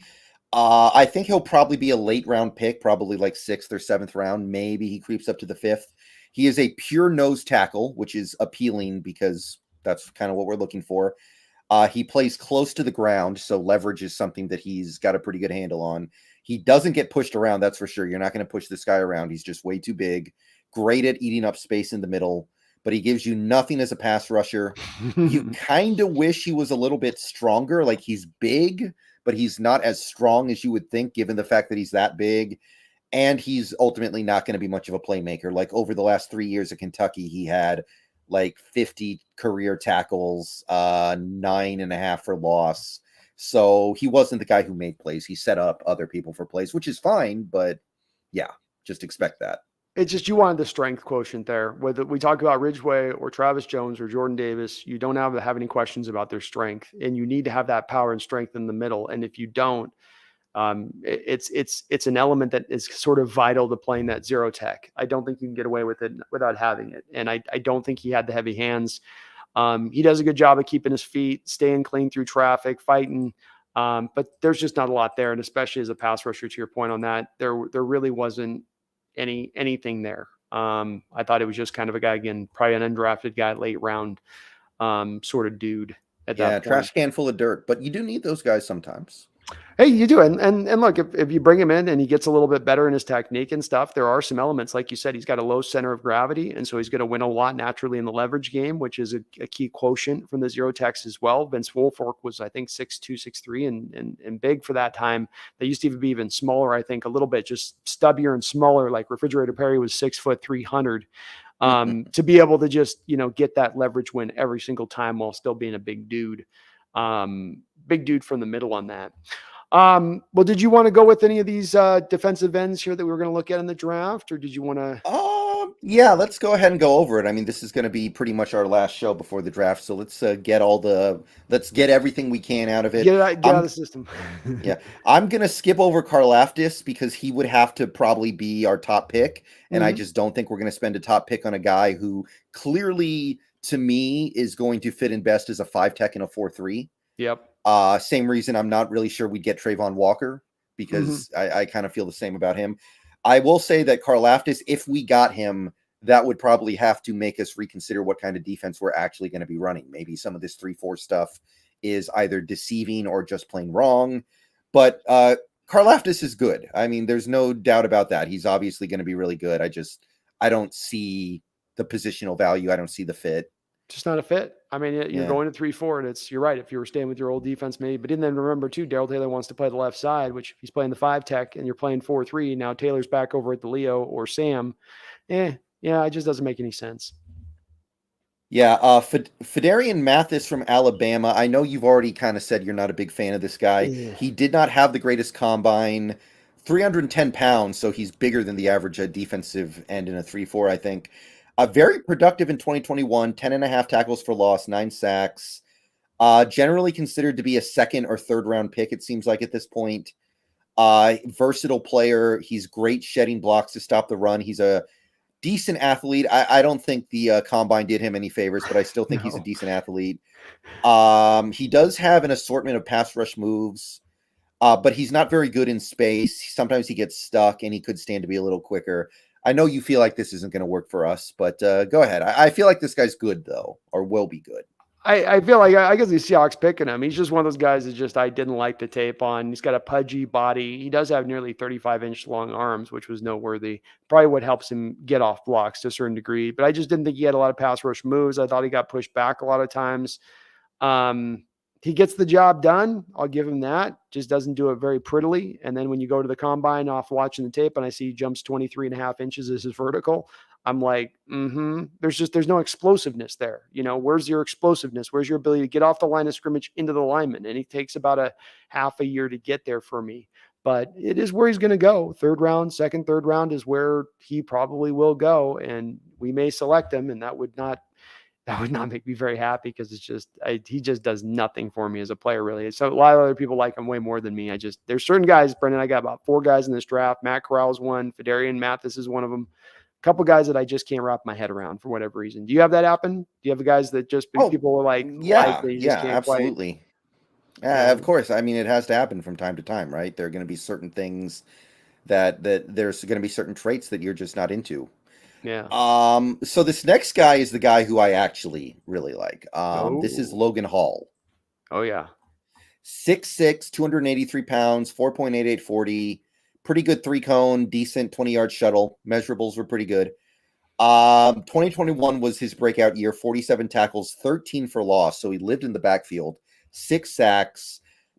Pretty much guaranteed to be a second-round pick at some point. Every big board I saw has him in the second. So I think you're looking at something around there. He can play inside and outside. He's got some of the versatility that you want if you're going to run a hybrid defense. He's got a great frame. He's always giving good effort. He's got good hands. He can play all 3 downs.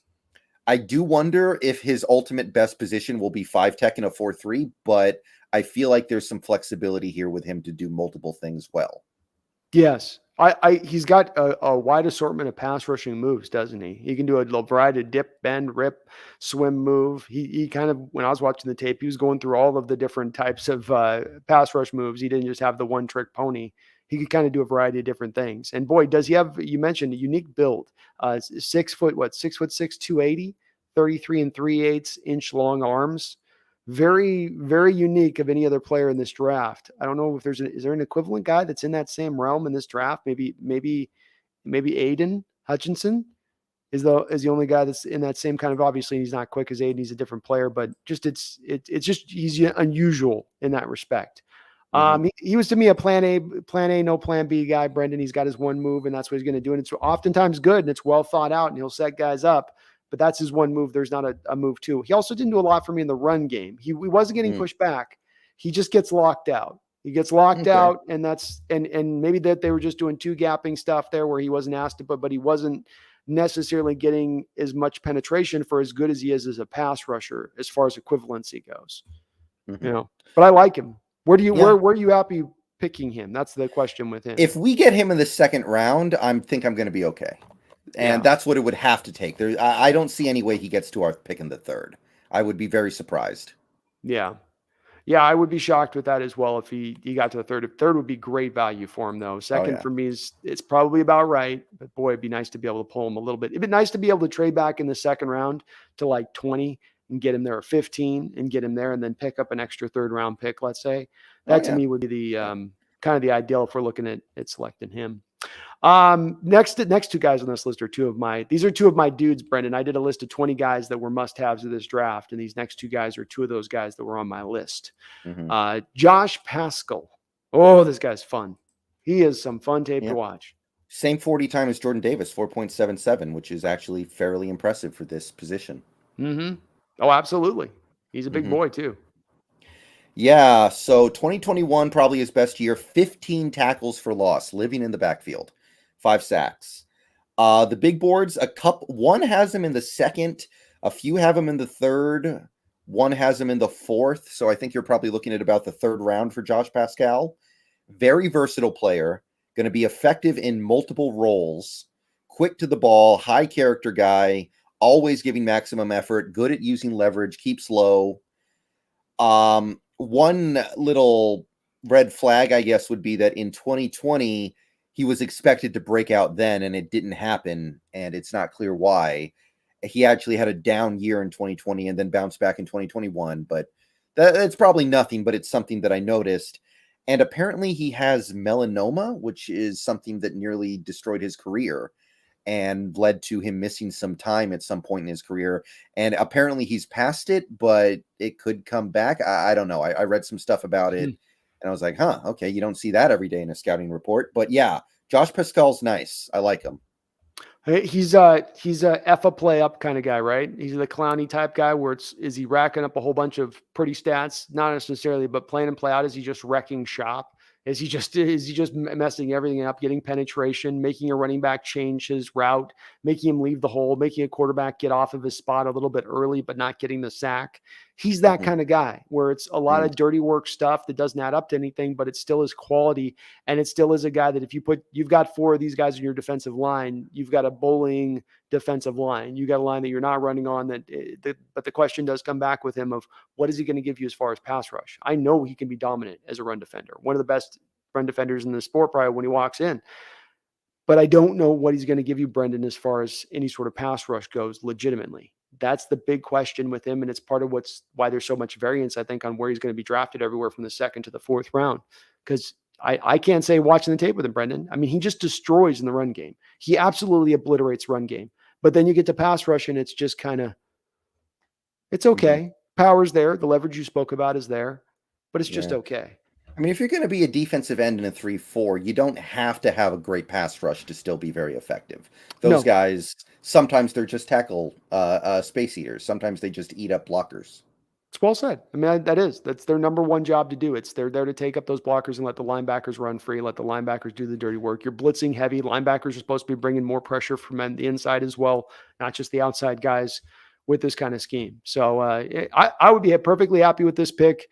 Early 2nd round is definitely a little early. He's a little bit in the same realm of the guy we just talked about, where it's like trade back a little back in the 2nd round and then get that guy.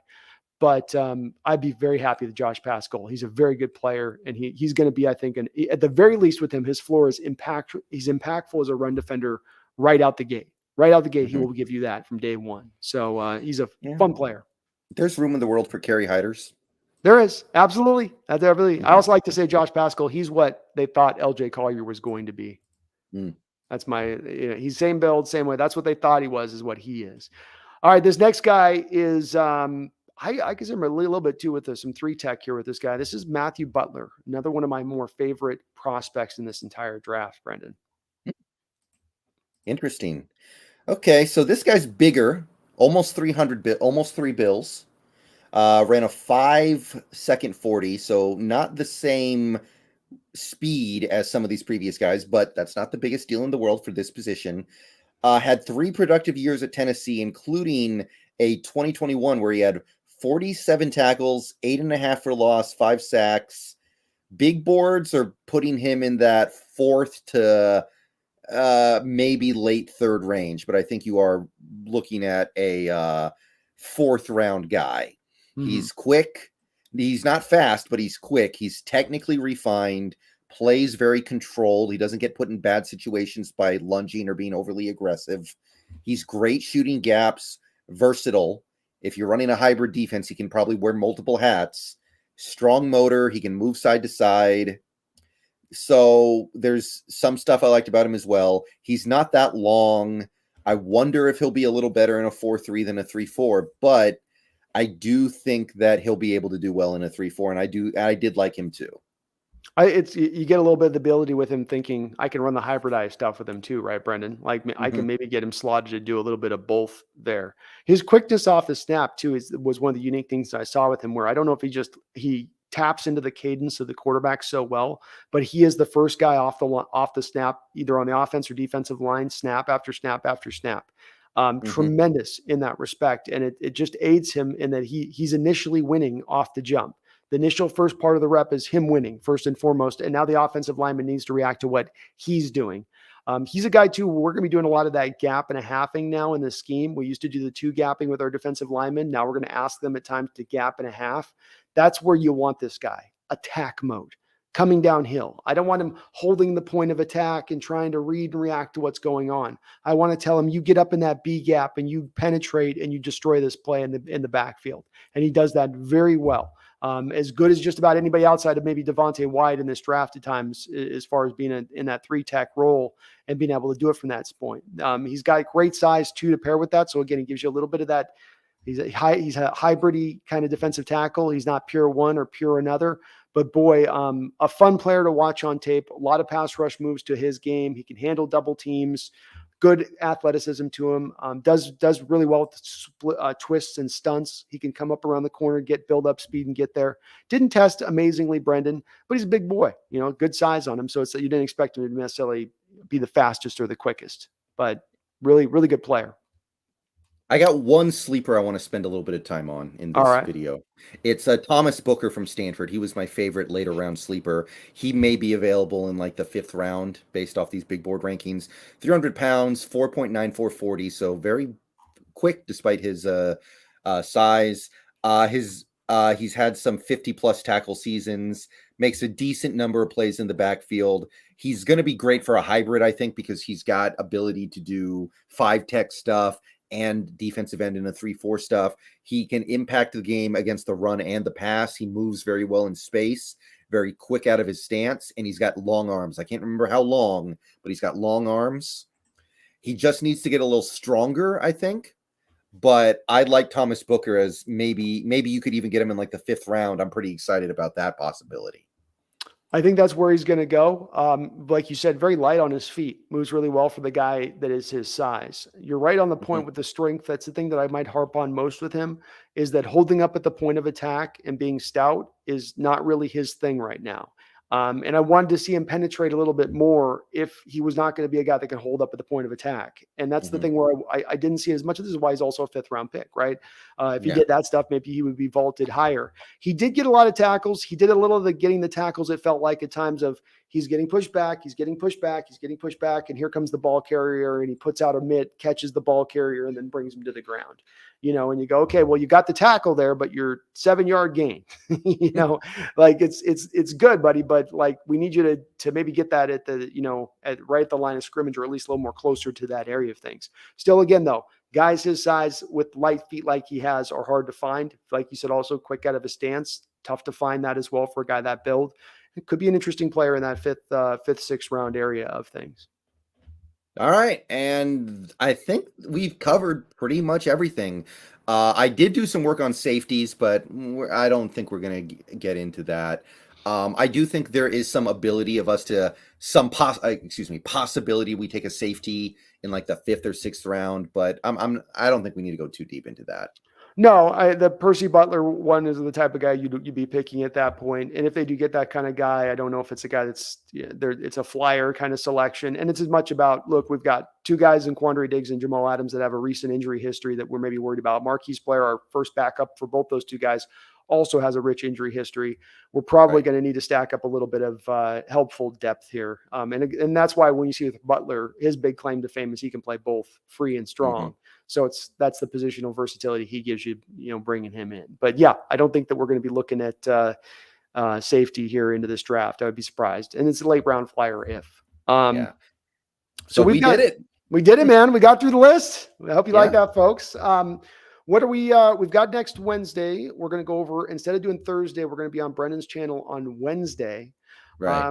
What we cover? Are we running more games, Brendon? Are we going to run more games? I think that over the course of this next week, we should try to come up with mock draft scenarios that we really like, and then we can talk about them. Again, some people have discussed the possibility of us doing a mock draft live fire situation, which that may be fun as well. We could probably do that. But I think Wednesday just needs to be all about, okay, what are we actually going to do now? We've talked about the players. We've talked about who we like.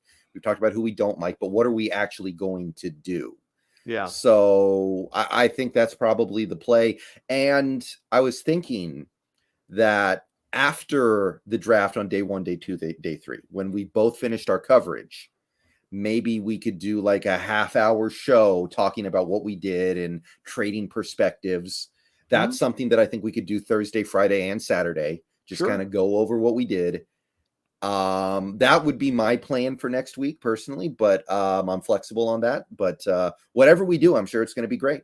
Let's roll with that, folks. So we'll be locking it in next Wednesday, and let's do a tentative plan on each day after the draft, hitting up. I'm planning on being just 24/7 next week on the draft. So let's roll with that as a general plan and see where our Seahawks go. I think both me and Brendon are really hopeful. We're really excited for what we're about to hopefully see here. And I think we've got a lot of faith that this is going to be a lot stronger draft than recent drafts have been, not the least of which because they're picking a little bit higher, and they have multiple picks. But I'm expecting they understand the gravity of the situation and the need to get these picks right, to get these selections correct. So we'll see how it goes, man. I'm stoked for this. I'm getting hyped. It's my Christmas too. I don't know if you look at it that way, but it's my, I kind of see it as Christmas, especially when we have this many picks. It's like, stockings are out and everything. So hyped out. Hyped L. Mm-hmm. Well, if you're not, please do go over to Seahawks Brendon Nelson's channel. I'm sure you already are already, but please go over there and sub to his channel if you could for me, please. We do this every week on my show here on Thursday, on his channel on Thursday the week after. So we kind of go back and forth. But please do sub to his channel over there. Really getting big. Have you passed 8,000 yet? We are going to probably pass 8,000 before the draft or right around the draft. We're basically there. We're like 32 short. You'll burn right past 8,000 once on draft week because it's going to be a big week next week on that side. Oh, yeah. So yeah, that'll be awesome. Congratulations. That's great stuff, Brendon. Thank He you. does great work over there. So please do follow Brendon. Thank you for coming on in the house and talking shop with me, Brendon, getting into the depths with it. I always appreciate you coming on in here. And folks, don't forget here as we're approaching this draft season, do not forget. You got to believe, and don't forget, go Hawks. Go Hawks.